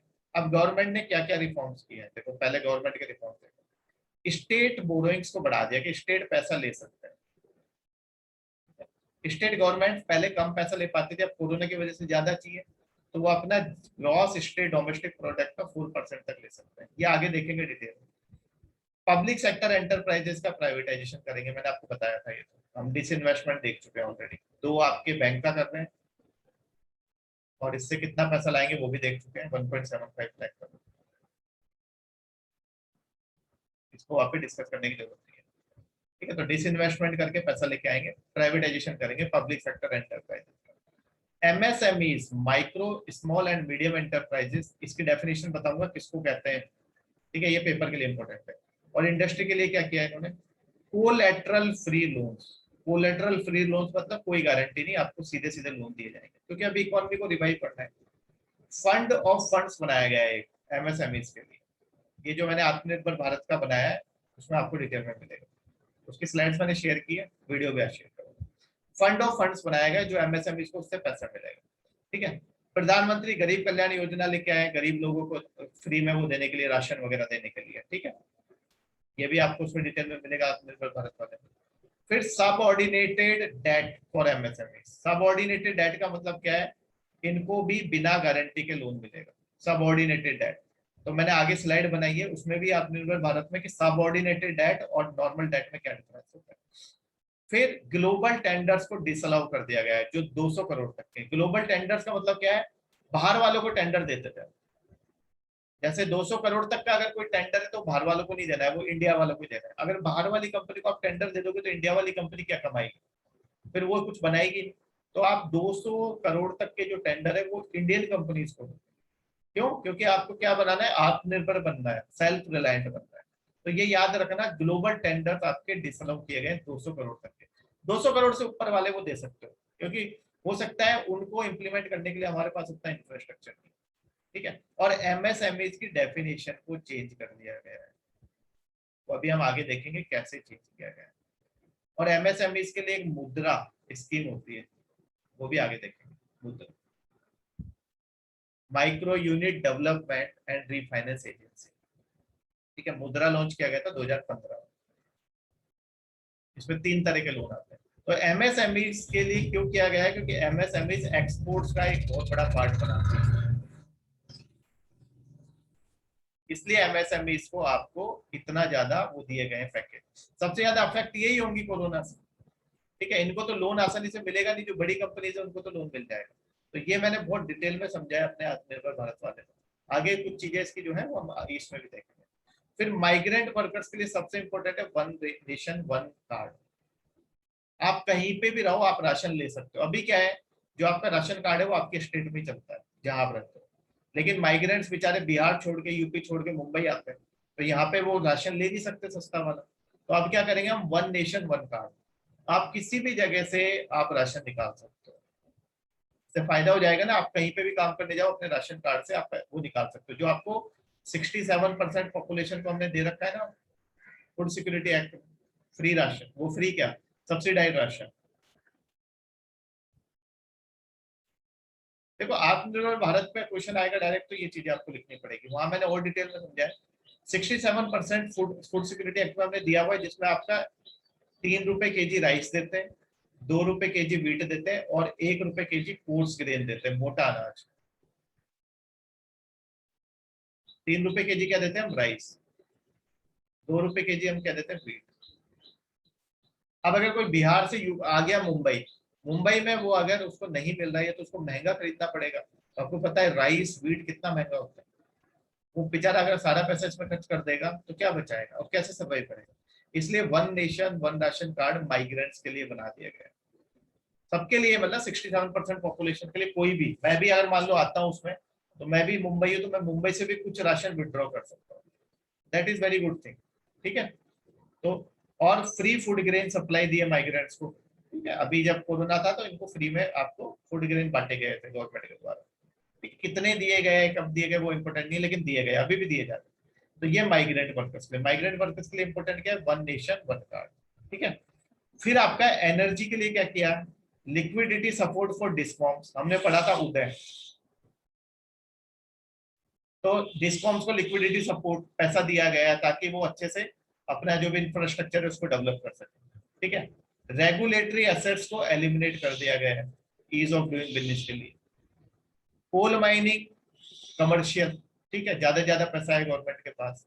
और क्रॉस सब्सिडी बर्डन को कम किया जा रहा है, जो मैंने आपको पढ़ाया था क्रॉस सब्सिडी, ठीक है। बाकी डिटेल में आपको आत्मनिर्भर भारत में मिल जाएगा। सोशल सेक्टर के लिए हमने क्या किया, नेशनल डिजिटल हेल्थ ब्लूप्रिंट, ये जब डिटेल में आएगा तब हम इसको पढ़ेंगे। अभी तो हमने क्या किया है, जैसे आधार कार्ड होता है ऐसे ही आपका हेल्थ कार्ड भी होना चाहिए, नेशनल डिजिटल हेल्थ ब्लूप्रिंट, ठीक है। फिर आपने मनरेगा में एक्स्ट्रा पैसा दिया है, ठीक है, क्योंकि कोरोना में आपको पता है कि लोगों के पास पैसा नहीं है तो रूरल कंजम्पशन बढ़ा रहा है, तो उसके लिए आपने पैसा दिया। फिर एजुकेशन के लिए आपने PM E Vidya, national foundation literacy and numeracy mission ये चला है, ठीक है। ये स्कीम्स आप पढ़ लेना, नहीं तो मैं आपकी इसकी स्लाइड्स दूंगा, इसमें सिर्फ आपको याद रखना है क्या चीज, एजुकेशन के लिए उन्होंने क्या चलाया वो आपको याद रखना है, ठीक है। और एग्रीकल्चर के लिए क्या किया है ये बहुत डिटेल में हम पढ़ेंगे, और बाकी का आत्मनिर्भर भारत में, एग्रीकल्चर तो हम आगे डिटेल में पढ़ेंगे, हमारा टॉपिक है, ठीक है। तो एग्रीकल्चर में क्या किया है, कंसेशनल क्रेडिट बूस्ट, आसान लोन, यहाँ पे क्रेडिट आया वहां पे लोन, फार्मर्स को आसान लोन कम रेट पे, ठीक है। फिर एग्री इंफ्रास्ट्रक्चर फंड बनाया गया है किसानों के लिए, ठीक है, ताकि उनको आसानी से पैसा मिल सके, ठीक है। फिर अगर आपको बहुत इमरजेंसी में पैसे की जरूरत है तो उसके लिए भी इंतजाम किया गया है कि फार्मर्स को पैसा मिल सके। फिर एनिमल हस्बेंड्री को बहुत ज्यादा प्रमोट किया गया है, उसके लिए इंफ्रास्ट्रक्चर डेवलपमेंट, ठीक है, इसके लिए अलग से फंडिंग भी दी गई है बजट में, ठीक है। फिर एसेंशियल कमोडिटीज एक्ट में अमेंडमेंट किए गए हैं ताकि आपका क्या हो सके, फार्मर्स को फायदा हो सके, इस पे जिसपे आपका प्रोटेस्ट भी चल रहा है। ये हम आगे डिटेल में देखेंगे, एसेंशियल कमोडिटीज एक्ट क्या होता है, इसमें क्या क्या आता है, क्यों प्रोटेस्ट चल रहा है, क्या फायदा होगा, ठीक है। और एग्रीकल्चर मार्केटिंग रिफॉर्म्स भी किए गए ई नैम, ये सारा हम आगे डिटेल में देखेंगे। तो आत्मनिर्भर भारत अभियान में इन सब के लिए पैसा दिया गया है, वो आपको मैं आज वीडियो शेयर कर दूंगा और इसकी स्लाइड शेयर कर दूंगा। तो ये आपने आज देखना ही देखना है, जिससे आपको ये सारी चीजें क्लियर हो जाएंगी, ठीक है। तो आगे देखते हैं, आगे क्या है, ये आपके लिए बहुत इंपॉर्टेंट है, MSME, this is very important, ठीक है। एमएसएमई से क्वेश्चन आता ही आता है। ये देखो डेफिनेशन देख लेते हैं डिवाइड एसएमएस की, फिर हम खत्म करते हैं। फार्म लॉज नहीं पढ़ेंगे हम, फार्म लॉज हम नहीं पढ़ेंगे, लेकिन फार्म लॉज में क्या क्या चीजें वो हम पढ़ेंगे, फार्म लॉज में जो चीजें हैं वो हम पढ़ेंगे, हमारे एग्रीकल्चर में वही तो पढ़ना है हमें। लेकिन उस पर प्रोटेस्ट क्यों चल रहा है, क्या होना चाहिए क्या नहीं होना चाहिए, वो डिस्कशन नहीं करेंगे हम, पॉलिटिकल उसमें नहीं जाएंगे। हम सिंपली पढ़ेंगे क्या है फार्म लॉज और इससे इंप्लीमेंट करने के क्या फायदे नुकसान क्या, और मैंने एक आंसर लिखा है उस पर कि प्रोटेस्ट क्यों चल रहा है, क्या होना चाहिए सोल्यूशन, वो मैं आपसे शेयर कर दूंगा, पढ़ लेना, उसको मजा आएगा, ठीक है। राहुल गांधी की तरह सबको मजा आना चाहिए ना। तो आप ये एमएसएमई की डेफिनेशन देखो क्या रिवाइज की गई है। देखो पहले क्या था, पहले आपका मैन्युफैक्चरिंग का अलग से क्लासिफिकेशन था, सर्विसेज का अलग से क्लासिफिकेशन। आपको पता है मैन्युफैक्चरिंग यानी कि कोई भी चीज आपको बनानी है तो उसके लिए आपको ज्यादा पैसा चाहिए, और अगर सर्विसेज आपको शुरू करनी है, मेरे को कोचिंग वगैरह शुरू करनी है, उसके लिए इतना पैसा नहीं चाहिए, आप एक रूम में भी शुरू कर सकते हो। तो इसलिए मैन्युफैक्चरिंग वालों का जो पैसा था, जो मतलब उनका क्लासिफिकेशन होगा वो थोड़ा ज्यादा हाई होगा, इनकम होगा। तो अगर किसी का भी इन्वेस्टमेंट बेस्ड थी, पहले पहले किस पे बेस्ड थी ये क्लासिफिकेशन, इन्वेस्टमेंट बेस्ड, याद रखना पहले इन्वेस्टमेंट बेस्ड था कि आपको बिजनेस शुरू करने के लिए कितने पैसे की जरूरत है। अगर आपको कोई भी मैन्युफैक्चरिंग इंडस्ट्री शुरू करने के लिए 25 लाख से कम की जरूरत है, 25 लाख से कम की जरूरत है, तो उसको हम माइक्रो बोलते हैं मैन्युफैक्चरिंग। अगर आपको 25 लाख से ऊपर लेकिन 5 करोड़ से कम की जरूरत है तो उसको स्मॉल बोलते हैं। और अगर आपको 5 करोड़ से ऊपर और 10 करोड़ से कम की जरूरत है तो उसको मीडियम बोलते हैं इन्वेस्टमेंट के बेसिस पे। जैसे मान लो मेरे को कोई इंडस्ट्री लगानी है, उसके लिए मेरे को 7 करोड़ का इन्वेस्टमेंट लगेगा, तो मैं क्या बोलूंगा, वो मीडियम इंडस्ट्री। ये क्यों अलग अलग डिफाइन किया गया है? क्योंकि माइक्रो को बहुत ज्यादा फायदा देती है गवर्नमेंट, स्मॉल को थोड़ा उससे कम, मीडियम को उससे कम। कई स्कीम्स ऐसी होती है जो सिर्फ माइक्रो के लिए होती है, कई स्कीम ऐसी होती है इन दोनों के लिए होती है, कई ऐसी स्कीम होती है तीनों के लिए होती है। लेकिन एमएसएमई में तीनों आते हैं, micro, small and medium enterprise. ठीक है। वही सर्विस के लिए ये 10 लाख था थ्रेशोल्ड। अगर मीडियम है तो उसके लिए स्मॉल है तो 2 करोड़ था, और मीडियम है तो उसके लिए 5 करोड़। आपको पता है सर्विसेज का स्टार्ट करने के लिए कम पैसे की जरूरत होती है, मैन्युफैक्चरिंग में आपको ज्यादा मशीन चाहिए होती है। ठीक है। अब ये चेंज कर दिया गया है, रिवाइज्ड में इन्वेस्टमेंट के साथ साथ किस चीज को जोड़ दिया गया? Annual turnover. आप साल का कितना कमा रहे हो, आपकी कंपनी का कितना टर्नओवर।